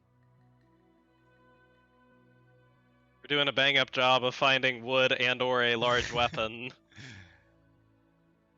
Like I said, my suggestion wasn't necessarily helpful. Just what the NPC would have suggested. I mean, and you do find Garlic another. didn't know. Garlic did not know. You do find another small chamber, and again, more tiny fish bones litter the floor. And you can see small carvings, like carved out spaces of the wall of these caverns, where something used to be held. They seem to almost be like shelves carved into the wall, but very rudimentary, not the smooth walls that you've seen for where the water passed by before.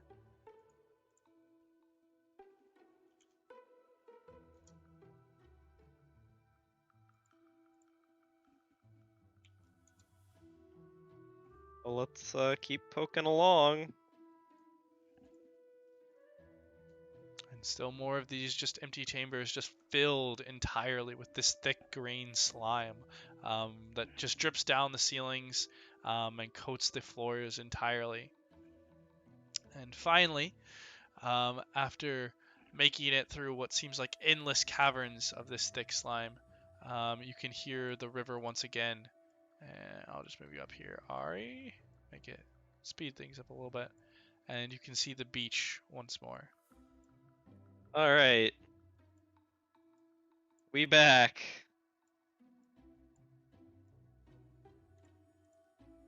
And you find yourself once again at another rushing river. the speed of this one is getting a little bit higher. It seems to be moving much faster than it was further upriver.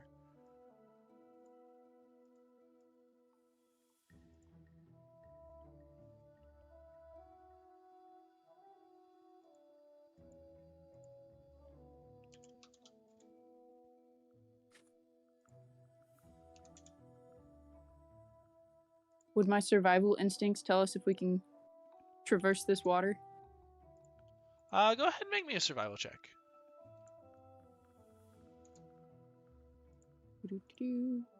Nat ones, yeah, it's safe. Everybody perishes. New characters for us. Survival is like the only thing I can do decently at.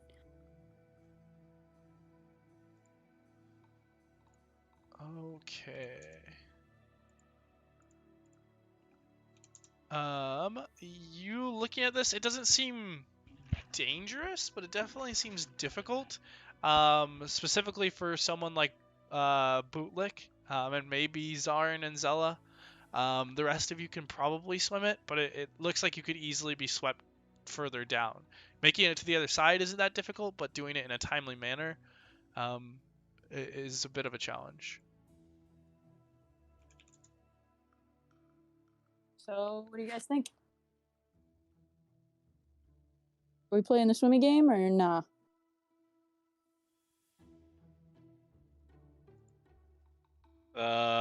Shit, man, I don't know.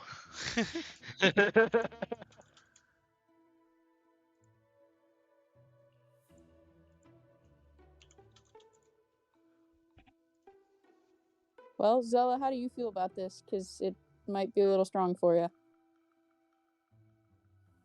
I can always give it an attempt. A good old college try? Yeah. I mean, I don't know. What would that be a feat of? Is that a feat of athletics to swim? Sorry, I gotta drop off for like 5 seconds. I will Okay. be right back. I gotta just grab something More real time fast, for me but to ponder. yes, it would be an athletics check to answer your question, but we'll be right back.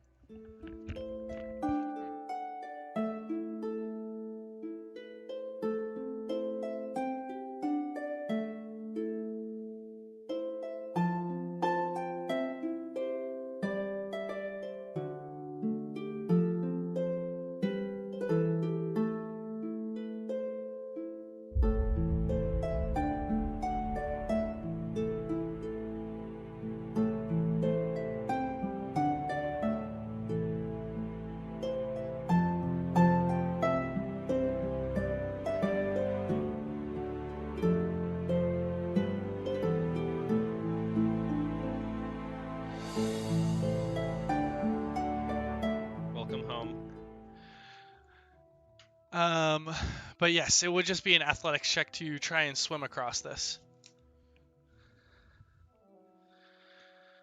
Could I help people who are bad at swimming? How?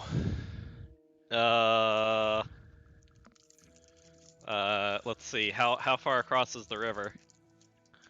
Can you use... Roundly. Let's see. Looks about 35, 40 feet. Oh, that's easy. I leave a rope with them and tie the rope around me and then swim across and then can pull them via the rope. Yeah, that could work. Cool beans.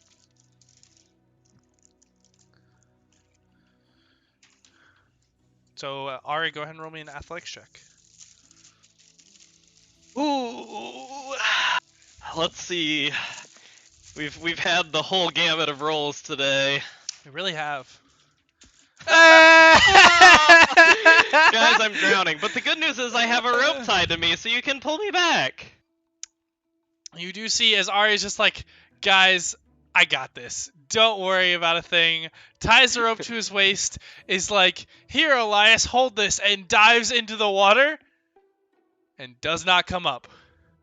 And you see the rope starts to go slack and just starts to go from slack to taut as it wraps around the rope and curves off to the right. Elias, go ahead and roll me a dexterity saving throw.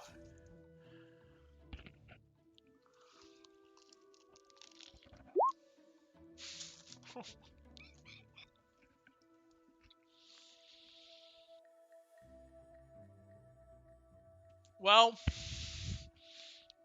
I don't know how to say this because I thought this was going to be relatively easy, but the dice Wait, do have I get to add spoken. 4 to it? Is he close enough? No, he's Damn. not. Elias, by the time you notice that, hey, I haven't seen Ari in a while, you look down and the rope is just sliding out and is just pulled out of your grasp entirely and begins to hit the water and start floating away. Well, fuck. That's great. Wait, we were just trying to get across this? Yes. Boys, Well, never separate the fucking party, fly. boys. I can fly! I could have flown us!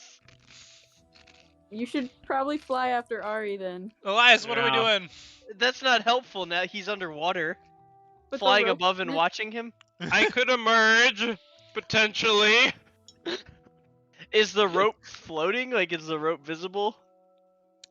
Make me a perception check as you all now rush towards the edge of this water.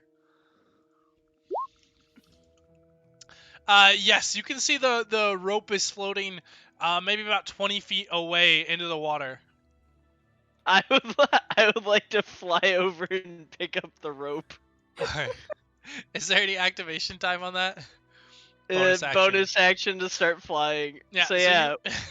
You kind of fly over out into the river, and go ahead and make me a strength check God. or athletics if you're proficient. I'm not. They're just the same check. Go for it. All right. So Nice. you get down into the water and pull and heave, and working against the heavy current, you're able to pull back the rope and reel back in Ari. Now sopping wet and kind of water filling his mouth, has not quite gone unconscious yet. Actually, you know what? Why not? Let's go for the nat one again. Go ahead, give me a Constitution save, Ari. Wow, that was close, but no. A 2. It was it was very, very close. I have literally rolled like 3 ones, You know a what? 20, and like 2 17s this session. Yeah, that's funny enough. You kind of pull Ari out, and there's just water just out of his mouth, and his eyes are closed, and he is just unconscious. You don't know what happened. Maybe he hit a rock or something under the water, but he is just unmoving, and you kind of move over and quickly can kind of give him a short Heimlich, and the water kind of spurts out, and he's very dizzy and disoriented, but he's certainly not dead, thankfully. All right, let's start ferrying people above with flight instead. This sounds much safer. So yeah, I can dash as a bonus or as an action. So I can get 30 there, drop off, and 30 back per round. So I used a round to save him. So I have 9 times 6, 540 feet, 80. I could ferry 7 people across. How many people do we have? 6. Perfect.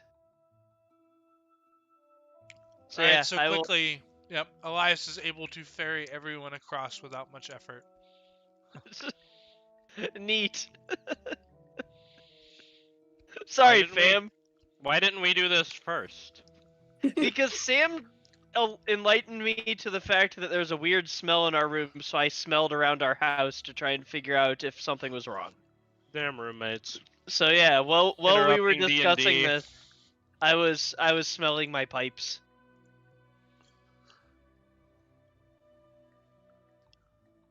Man, that's hilarious. That doesn't even take concentration. And you can do it a number of times equal to your proficiency bonus. What the hell? This Twilight class is character. just stupid. Yeah. Kind of fucking dumb. Yep. Okay. So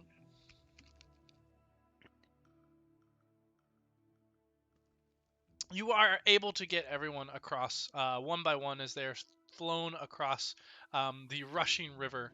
And as you've kind of walked up this slope now, or rather, yeah, walked up this slope, you can see around the edges of what this chamber is in front of you, there is some thick slime, once again, that is just oozing down, and you can already see a few corpses of the Kua-Toa in front of you.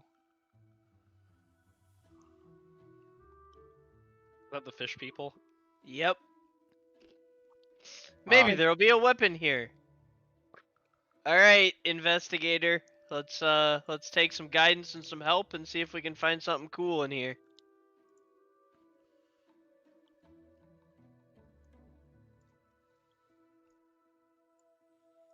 All right. Looking through with Elias's help, Valcrie, you search through, and the slime seems to pool in certain areas and become extremely thick. And you find dozens of dead fish that are just kind of not eaten, but kind of carved away and degraded in this acid, as well as 3 bodies of these Kua-Toa and 4 bodies of the lizard creatures. But other than that, still certainly no weapons, and not much else of interest. Damn. But this continues upward? It does. And It to the seems west? Yeah, it continues to the west, and it seems to split and go 2 ways to the north. Alright, Ari, to your left or to your very, very, very long sweeping left? What? He's The always... second one. Alright, straight ahead it is. I'm so confused. We're going this way. So yeah, Ari's character left, or if you sweep his character left all the way around, because Gotcha. apparently cardinal directions are not acceptable. Well, now you have 2 Well, that more would be, choices. if you want to do that, you would say like north or south or east or west. And That's if you normally want what I say. relative directions, then you would say right or left because those are different words. That does make some sense. Alright, Ari, right or left? It looks like there's 2 choices. Right. Alright, let's go. East. Weast. West? Weast. Wheat thins. Queast. Wheat thins. Say wheat. Say wheat. thins. I appreciated that, Joe. All right. And finally, as you guys make it through into another chamber, this one the largest you have found by far, there is these large zirkwoods that stretch up maybe 70, 80, 90 feet into this chamber above you. Oh. And you can hear some movement off to your side, but can't quite see its source yet. Alright, investigator. Let's do our thing. Elias, Actually, are we perceiving first before we walk in? yeah, I was about to get to that. As you walk in, you immediately see a turned over Zirkwood, and next to it is a long millipede-like creature that is just twice the size of you, just feasting on something, and it hasn't seemed to notice you yet.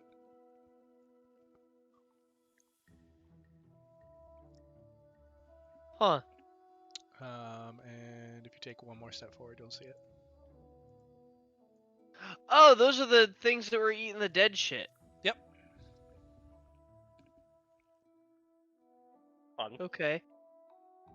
Alright, guys, let's not spook this little feller. But everybody file in. We're gonna keep investigating. File in. Come on now. Don't be shy. Where do you want them to file in? Just ahead of me. Oh, Just ahead. into the room. Yeah, like just up ahead.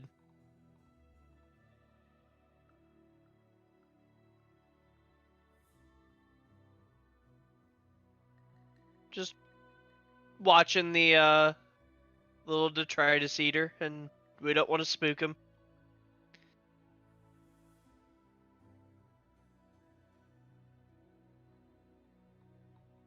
Does he take any sort of actions as we start to walk in? You watch him and you walk in, and it seems that it seems to be content just eating whatever it has there. All right. Cool beans. Now you can do your thing, Valcrie. Have some guidance. Investigate her.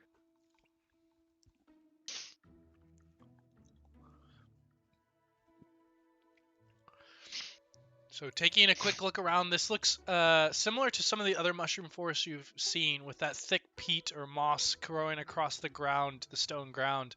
But this one only has zirkwoods inside of it. These towering tree-like mushrooms that just stretch up dozens of feet into the air. Other than that and the creature, that is pretty much all you see. You do catch sight of what the creature is eating. It seems to be a dark-skinned dwarf, perhaps one of these Duragar that you were searching for. Gratuitous. Do they have the dagger we were looking for? You know? Now, wouldn't that be convenient? Would be. We're like 4 levels deep into this quest, and the solution is in a random like Yeah, I was gonna say, millipede. It's starting to get like questception where it's like hard to remember what we're actually trying to do. So I'm trying to unravel the layers. Trying to get the dagger, so we've got to follow the Duragar. We can follow the Duragar because we can get the help from the Alchemist. We can get the help from the Alchemist with the Emerald. We get the Emerald from the Kua-Toas. We get the Kua-Toas by finding wood and a big weapon. Right? A rare bog, a Easy. rattling bog, a bog down in the Valley-O. Not confusing at all, right? Yeah. Easy setup.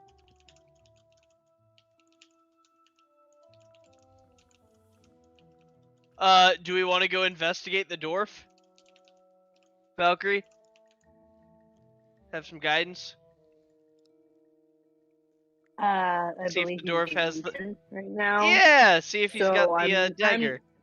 I am at half health with a little bit of temp. I'm not going over there until the beastie has done his nomming and leaves.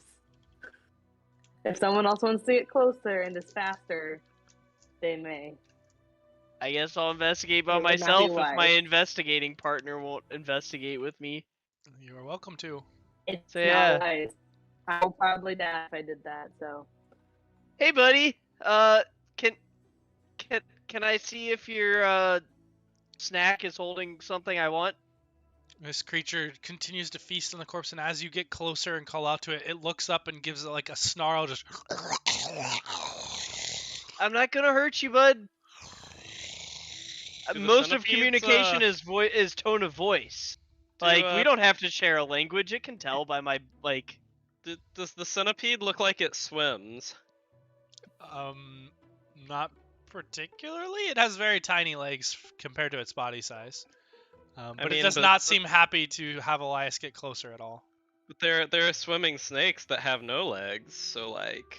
This is true. But you asked if it looked like it could swim, not if it could swim. Wait, Valcrie, you can talk in shit's head. Tell it we just need to check for this.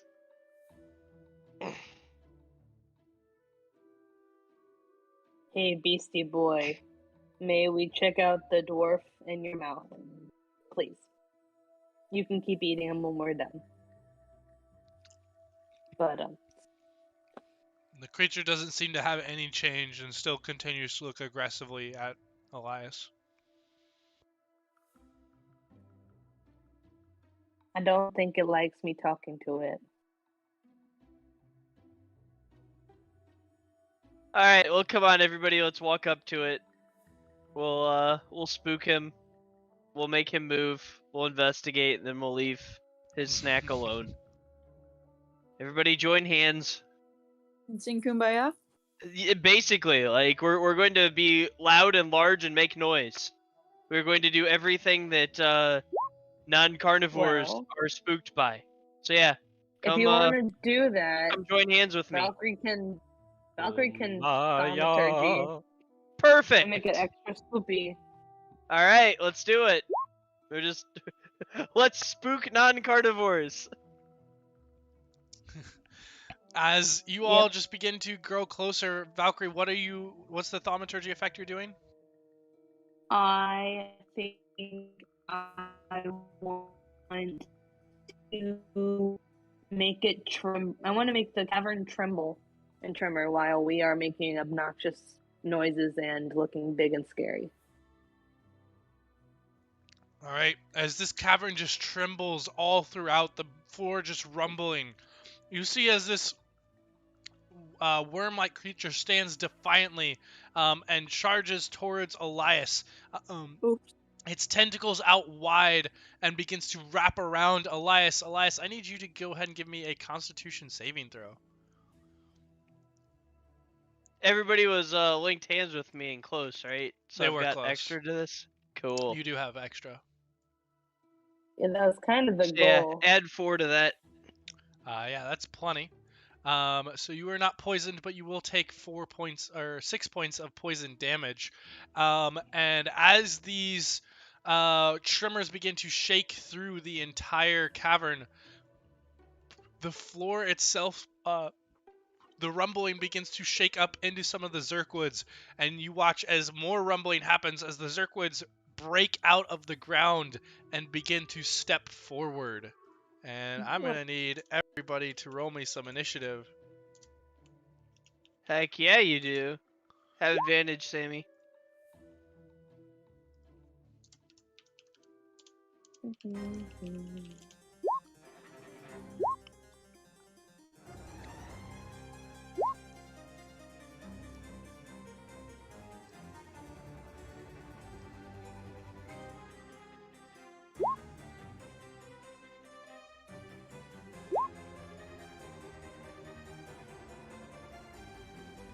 Sorry, let me click on my token.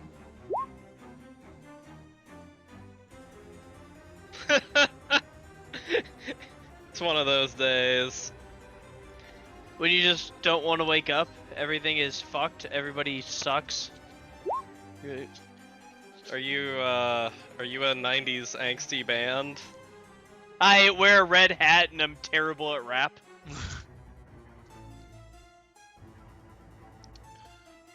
There is not a single human being like worse at writing lyrics than Fred Durst. I stand by that wholeheartedly. He is the worst musician. So The frontman of Limp Bizkit.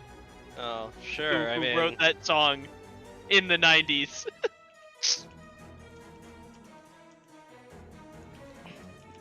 All right, and first up we've got Zannah. Can I put a beam of the moon persuasion on Mr. Tentacles? Of course. It's not tentacles, they're like tiny legs. He does have tentacles too. Oh, he does? Yep. Never mind then. As I was. Blue or purple? Blue.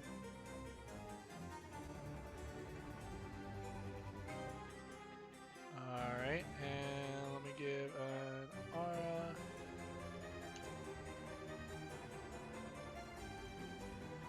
And controlled by you. Perfect. And a constitution save for them. Oh, with a natural 1, they fail. All I can do. 12 points of damage. Very nice. And Zella, you are up. Well, crossbow bolts it is.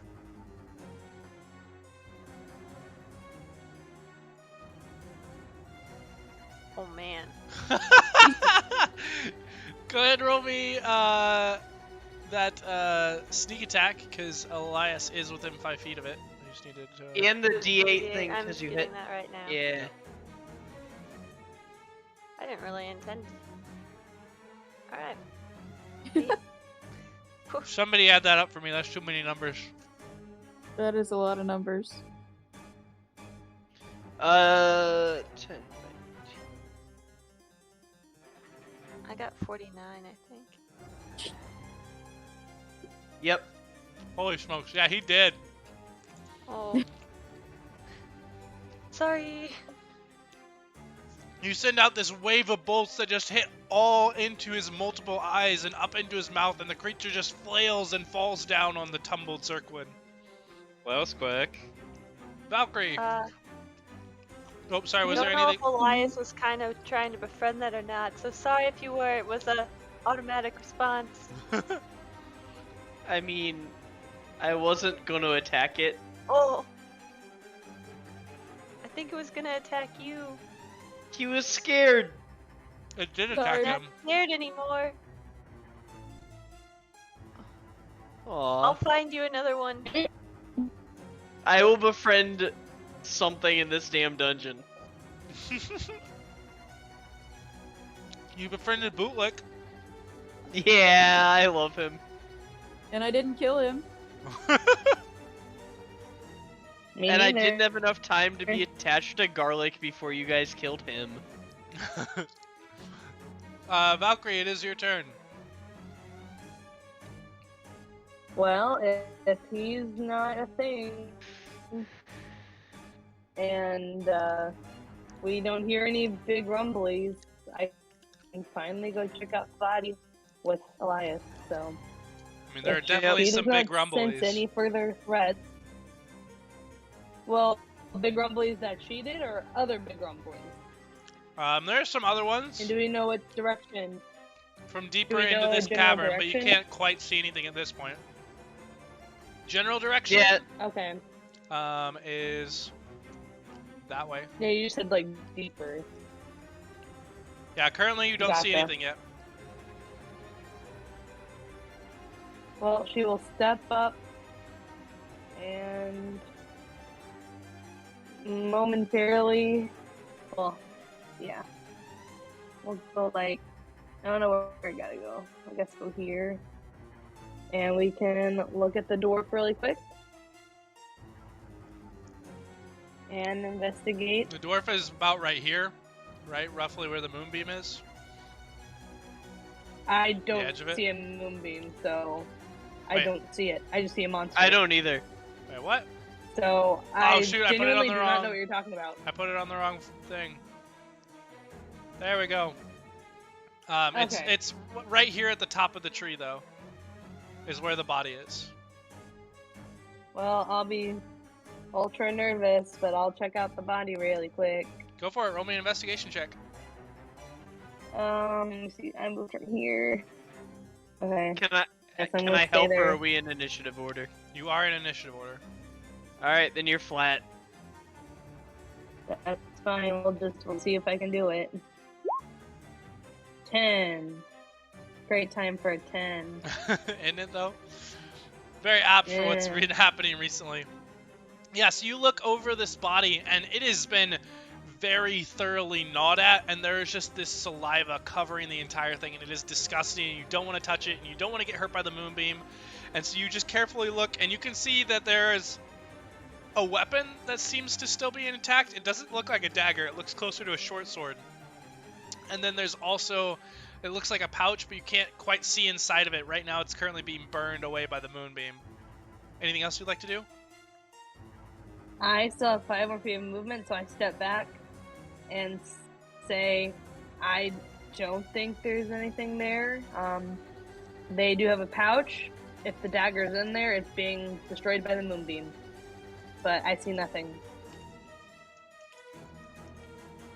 And then that's all I can do. That's my movement. So, and action. You're not gonna like this. We might need to investigate inside the eating thing. Then somebody. I will else help you. can I will do it. guide you. I'm sorry. Well, regardless, my turn's over. I cannot do anything Yeah. else. I don't have another action. I don't have a bonus action. So I just used the rest of my movement, got slightly closer so I'm not screaming at you guys, ideally, and then saying, like, yeah, kind of SOL right now. I don't see I can much. investigate if you would like Yep. later on my turn. And at that point, you do see as two of these large Zerkwoods just pull themselves free of the ground and begin to step forward towards you all and animate from the ground. And with large, hulking footsteps, one of them steps near to Valcrie and just raises a fist and slams it down on her. And that is going to hit for 16 points of bludgeoning damage. Okay. Use your temp if you've got any left. I know how to use temp. I'm just making sure you remember it. I appreciate it. Trust me, I know when I don't have temp because then I'm like, ow, that really hurt. Instead of just like, oh, that was a pinch. Alright. I love these trees. Are there faces? There are no faces. They're on hurting. these, no. They're hurty some.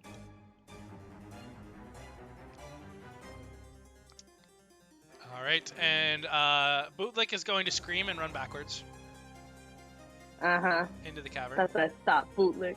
Zarn is going to kind of scoff at him and take a couple steps forward, but not quite rush into the fight just yet.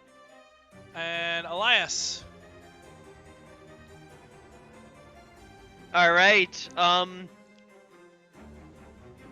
let's pop a shillelagh on me. And let's, stand there. And let's take the dodge action. Alrighty. So disadvantage. Yep. And I'm chilling. Cool. Ari.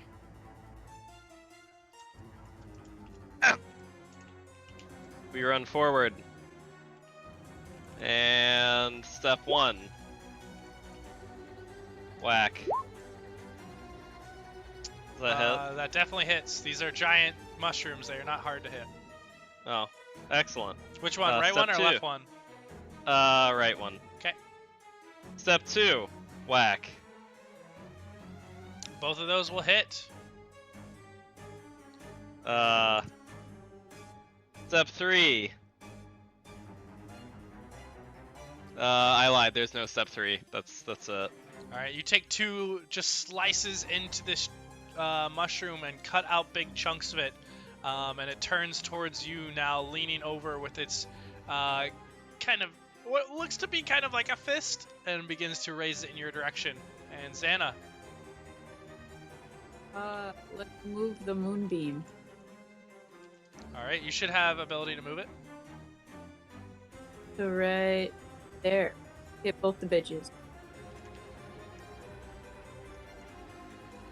And maybe. Boom. All right. Perfect. They'll make that at the start of their turn. Moon the mushroom. Zella. I will shoot at the tree that hit Valcrie. All right. Wow. And you'll hit Valcrie. Wow. Can you Let's not? see. That Wow. actually hurt a I mean, lot. she is there, so it like, All right. Roll me a dexterity save, Zella. okay. All right, your bolt locks up, but you're able to quickly kind of toss it out as you reload the next one in, and it doesn't affect your range or your firing speed. But the second one, it's still thrown off a little bit as you try to dial it in, and it misses. The third one does connect for 10 points of piercing damage. However, these creatures do seem to be resistant to that, so it will only take half.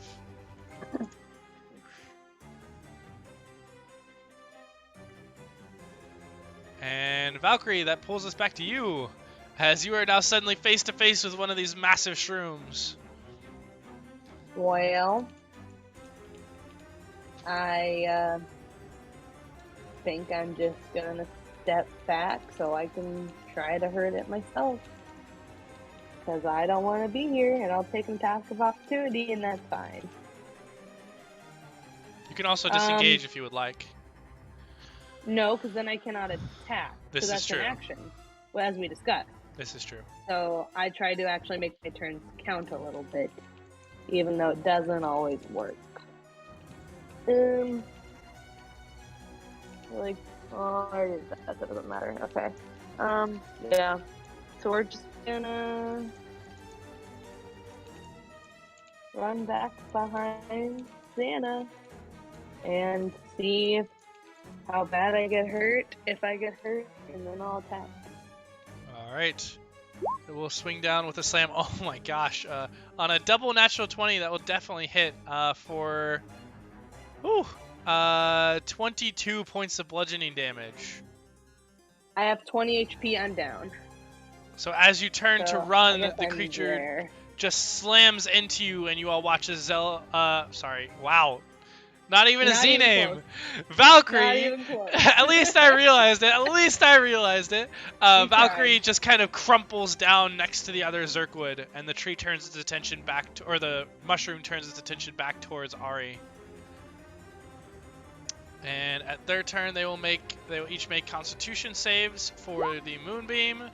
One succeeds, one does not. So that will be 7 and 15. So the one closest to you does continue to get this burning from the moonbeam. And one will try to slam into Ari, the other one will try to slam into Elias. The one into Ari does hit for 18 points of bludgeoning damage, reduced down to 15. And the one next to Elias misses as it slams down. You just hold up the shield and brace, and it pushes you into the ground, but doesn't quite make enough impact to hurt you at this point. Woo! Dodge actions.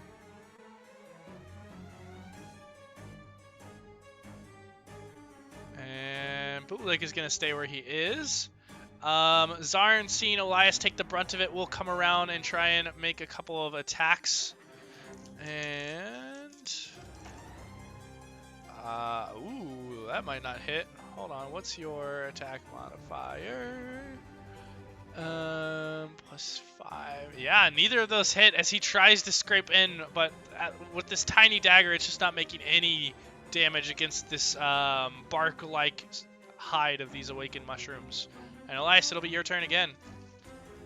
Let's bonus action to get Valcrie back up.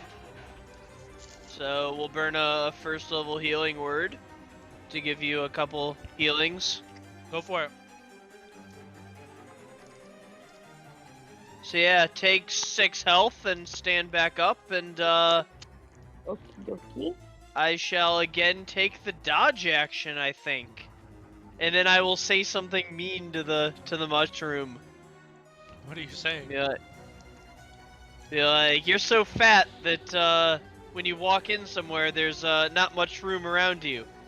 You hurt the shroom's feeling. You see, I don't want him to attack Zarn because I didn't do anything, so I have to say something mean. Luckily, Zarn didn't do much to it. Oh, good. Ari, your turn.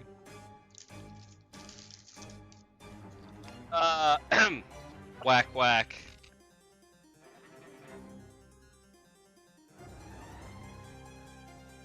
Both those will hit. And the one on the right still? Yes, if it is still alive. It is still alive. And, oh, sorry, I did not mean to do that. And that's an action anyway. Sorry, I was trying to read stuff. Yeah, that's all I got. Alright. Zannah, you see these 4 large lumbering mushrooms coming towards you and the party. Can I hit all?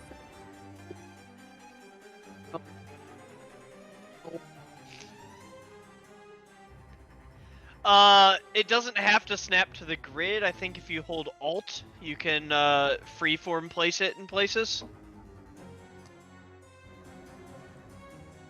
Boom. Okay. Now the beam of the moon. Okay, that's a bonus action. Any action? Do what?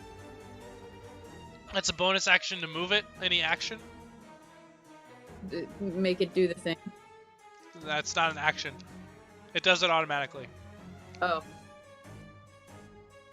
Well, there's the thing. Would I be able to still use Cure Wounds? Or no? Yeah, you can use Cure Wounds. That's not a concentration spell. Okay. We're gonna do that. And do the Wound of the Curing on 3. Alright, go ahead and roll that for me. Oh, there you go. 10 points of healing to Valcrie. And Okie dokie. Zella, you're up. Alright. We'll take another attempt at the mushroom in front of Valcrie. Ew. Ew. Much better. Well, that's a nat 20. Did you roll your sneak attack last turn? I think so. Alright. And even with its resistance, this onslaught of attacks is enough to pierce into it and take down the last bits of its health. And it falls with a heavy slam into the ground. Let's see which direction. Ow. One is My north God. clockwise. 1, 2, 3, 4. Wait. 1, 2, 3, 4. Technically, there are an infinite number of vectors that one could draw to describe its fall in motion. Correct. I am only assigning 8. That's absurd. And it will fall down this way. And so I need a dexterity save from Zannah and Valcrie. Yeah, I knew that was gonna happen. I was like, I wonder. Let's make To be it fair, I was simple. hoping it would fall on Ari, but Yeah. Oh, Was shoot. it just a dex save? Yep. Okie dokie. Fuck. I don't know. luckily the DC That's was okay. only 10, so you each take half damage. So you'll each take 4 Uh-huh. points of bludgeoning damage as you roll off to the side. And Zannah, go ahead and make me a Constitution saving throw. Hang on, let me do math. Oh. Get off me at first. Moonbeam is still up. Thank fuck. Valcrie, you are prone. Well, that's fine. I only want to move 15 feet anyway.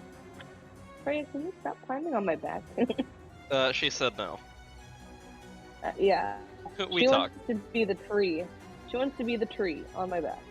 Yeah, so she got up, used half movement, got back behind, or next to Zella, and we'll try to eldritch blast this guy and see if that helps.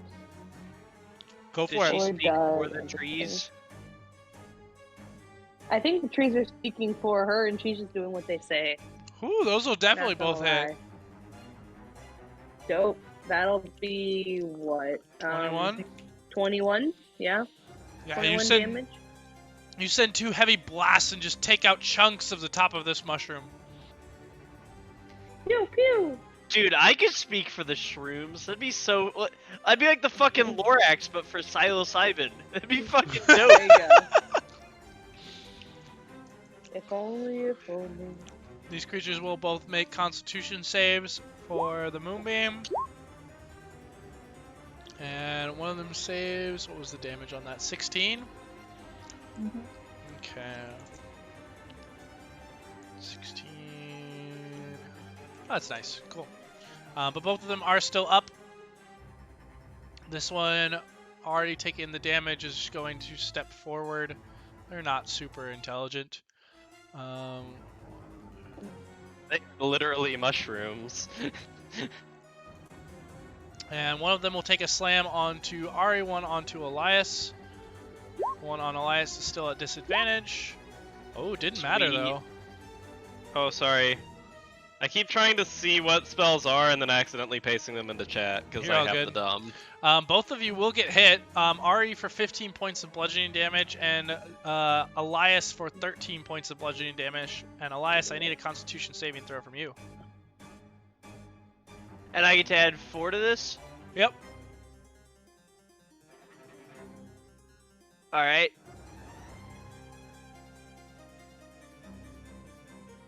Oh yeah, that'll definitely save. Dope. So just the damage. And Zarn will try and make 2 more attacks on this thing to see if he can do better than the awfulness he did before. There we go.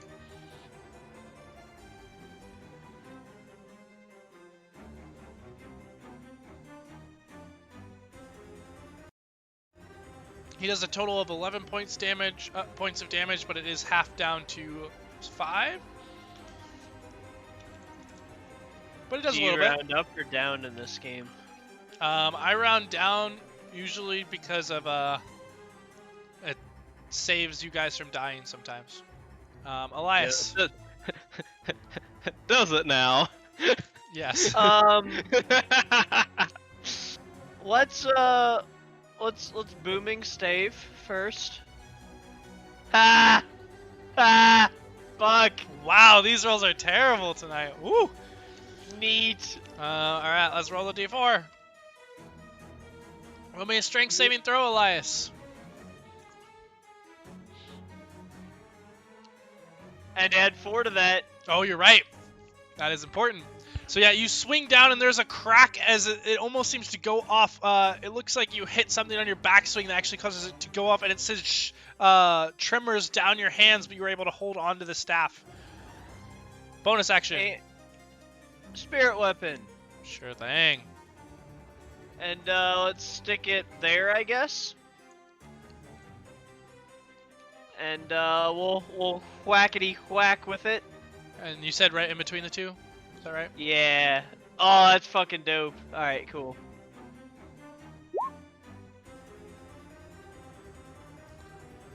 That will hit. Let me Neat. make sure that you have... Moving capabilities of it? Yep. I do not. You do now. Yep. Perfect. Cool. Ari. The tree to the left of you seems barely standing. That's good for that tree, but I'm whacking the tree to the right of me. Go for it. Both those will And, hit. 21 points of damage. Fuck it. Fuck it, we ball. and 5 radiant damage. And 5 radiant. It's something. The tree does not like it. Or the mushroom does not like it.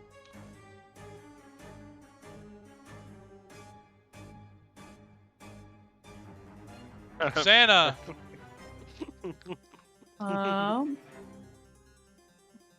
Keep the moonbeam doing moonbeam things. Doo-doo.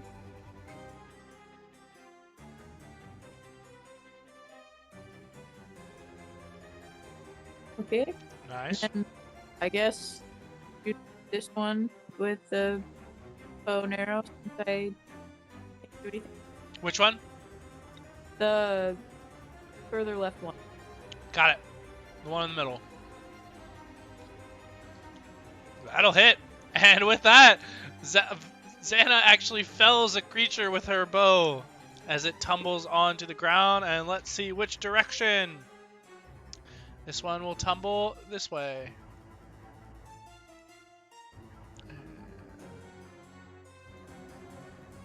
What?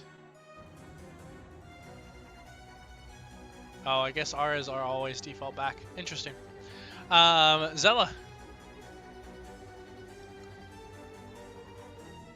So there's one in front of Ari and one up back. I think I will try for the one in front of Ari.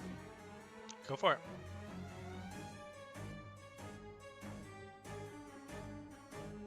All 3 of those will hit. With sneak attack and the Sneak extra attack. D8. Yep. I only get the D8 on the first combat. Oh, that's right. This is just normal extra attack. Bummer. 20. Nice, even 20. This one also looks like it is on the verge of toppling. Nope, I lied. I clicked on the wrong thing. There we go. This one does not look like it is on the verge of toppling. Valcrie.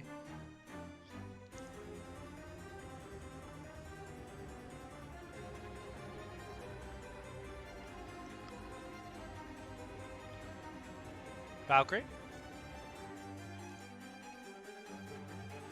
Ooh. Damn, I was muted.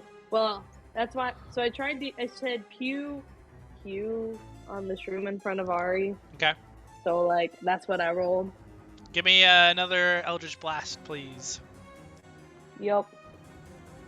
Q. Oh. Alright, you will take 5 force damage as the hail of bolts or Eldritch Blast comes into you. A slight bit of karma from earlier. But the one that does hit is enough to take down this large mushroom. And it will fall. We are absolutely thriving. Oh, wait, no! I take half damage from that. That was half. That was half. Oh, that was half? Yeah. Yeah. Yeah, Wait. because you would have gotten the 10. You would have gotten the 10, and so he halved it to 5 for Yep. you. Wait, but you... Oh, I'm sorry. I was looking at the nat 1 roll to 7 damage. I see. Yeah. I'm tracking. Yeah, she has the auto roll damage on. Yeah, no, I see. Yep, cool. And then there is the last tree, which is going to step up and take a slam onto Zarn. I think that hits. Yeah, it does. He still has temp HP though, so not too bad. And that will be... Alright. And Zarn will try and swing out in retaliation. And gets a natural 20. So, I mean, that's something. It's half damage, but, you know, it's something. 5 plus 3 is 8. And 7 for a whopping 15 points of damage. Half down to 7. Elias. We step up, we whack, and we whack. Give it to me. Oh. I did. Yeah, those will definitely both hit. And for a nice bit of damage. Well, at least second one. First one, not so much. That crit was very, very sad. But if it moves, boy, if it moves, that thing is dead. Okay, 18 points of damage. Nice. Okay. Cool. Ari.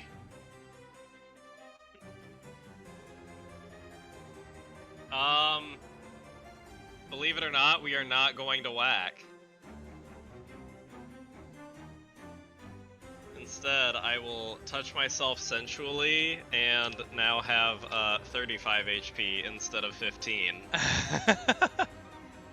Gotta love touching yourself. It's very healing. Oh yeah. And I'll still run forward. Elias isn't doing his temp HP bullshit, right? Nope. Okay. Yeah, we're good. Zannah. Put the beam. Oh. Put the beam right there. And it'll be only do the bow and arrow thing again. That's been decent or not. Ooh. Yeah, you fire and it sticks into the mushroom, but doesn't seem to go deep enough to finish it off. That's it. It sucks when you don't get it deep enough to finish anything off. You gotta get it deep enough to finish it off, you know? Exactly. Otherwise everyone's just gonna leave disappointed.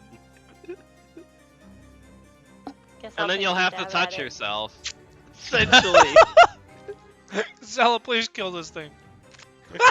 I'm trying.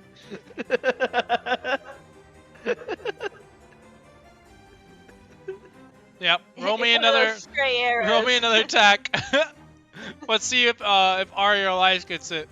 whoever was making the last joke. Oh it no. was an accident.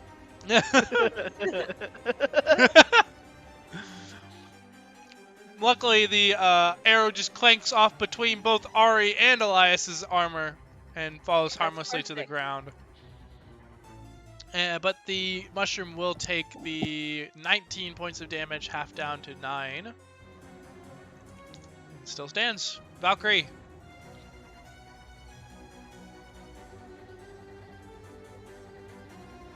Apparently my dog decided she wanted cuddles, so now she's like all over me and I can't reach my computer.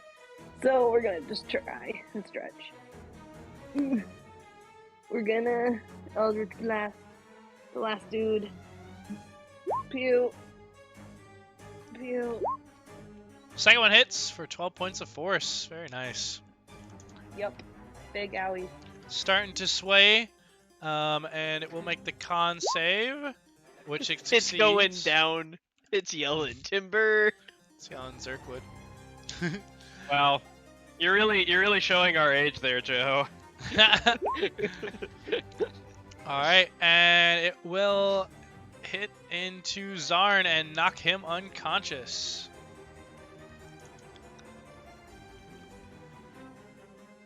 And that'll be a death saving throw. Elias. Wait, You should what heal hit him? Zarn. Oh, the mushroom hit him. It's still up? Yes, it is still up. Whack. Wow! The legendary double nat 1! Let the record show, I said you should heal Zarn, but now you're probably gonna kill him. Whack! Alright, we're gonna roll. One of them definitely hits Zarn. We're gonna roll a d2. On a 1, both of them hit Zarn. On a 2, the other one is going after Ari. Oh, that's brutal. I mean, to be fair, it's like out here. Oh, the spirit weapon. Oh, you're right. Yeah. Never mind. I thought those were both coming from you. No, Never mind. But he it does is not still- have multi-attack, praise be to God. That's hilarious, though. Take 15 You know what? magical bludgeoning damage, Zarn. It's not 15 magical damage whenever you're unconscious. It's just 2 failed death saves. So as you, Ari's like, can you heal him? And you like look down at Zarn and you're like, nah, and go to swing down at this Zirkwood. But it actually picks up the body of Zarn in its hand and you swing down right into the head and neck and you hear a snap in Zarn's spine. The spiritual weapon swings out wide as you are distracted and collides with one of these Zirkwoods. And it's definitely going to fall over, and it will fall over in 2, 3, straight downwards. So I need a dexterity save from Ari and from Zannah. Dex save? Zannah. Yep. Dex saves. So is this, well, never mind. Oof. Ari, you will take half damage, Zannah, you will take the full. So Zannah takes 7, Ari takes 3 points of bludgeoning damage. I will How does this tree hit take... me? Wait, so sorry. Is that 0 because of... Yeah, I know, Joe. That's what I'm asking. Is Yes. that 0? Is that 3 reduced to 0, or is that 6 reduced to 3? 3 reduced to 0. Okay, well in that case I'm going to keep my reaction just in case. Because it's 0 damage either way. Alright. And that was Elias's wonderful turn. Ari. Neat. Fuck, I want to whack, but I need to save Zarn. Hate you guys. I don't think it matters, bro. I broke him. Well, you gave him 1 failed death save. 2. At least. You gave him 2, okay. I'm gonna... 2 I'm on a gonna melee because go- it's a crit. Huh? 2, you take 2 death save or death fails on a melee because it's a crit. Auto crit on unconscious. That is sadly true. Well, hopefully he only has those 2. So I'm gonna pump him one point of lay on hands and see if he shows any signs of life. 1 point. One point.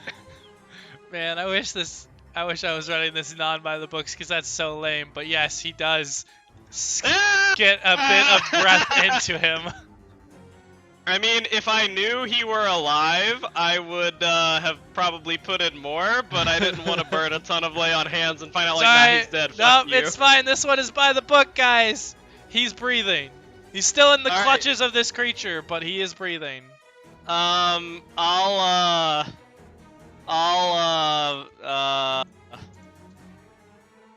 I don't have any bonus action spells that can help him. I'm sorry, buddy. That's all you got. Zannah!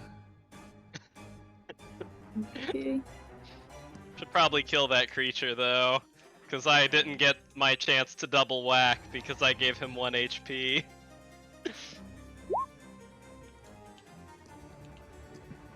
I did the whacking for you, bro. Alright, a whopping 1 point of piercing damage to the tree. And Zella. Try and do a couple more points of damage to the tree.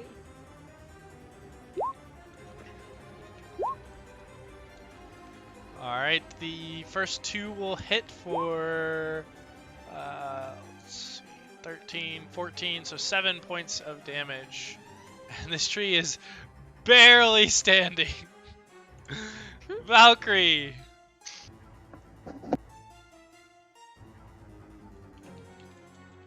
Here we go. How is that thing still alive?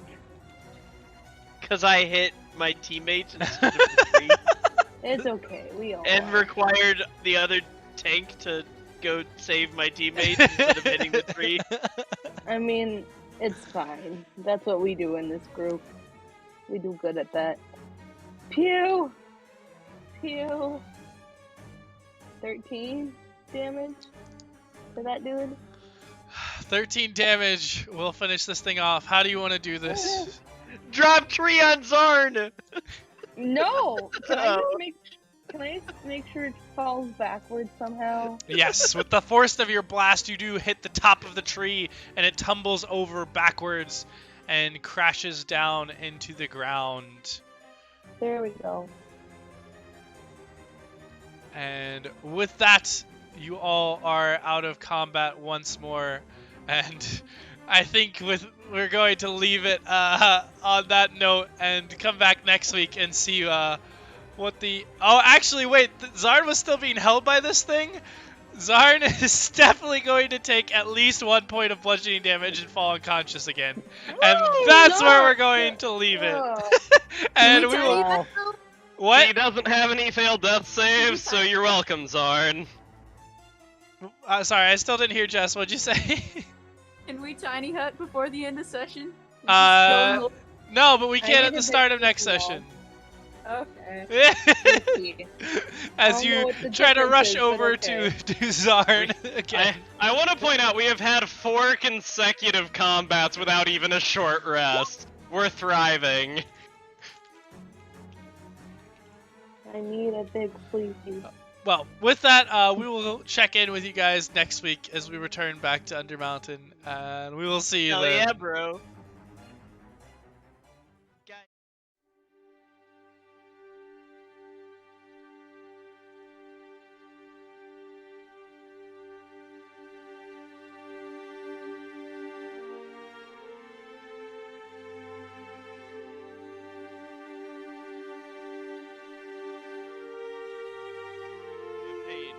Because you'll see just how disruptive a cleric could be by clericing. It's okay. I'm a cleric in my Strahd campaign, and I am a very bad cleric.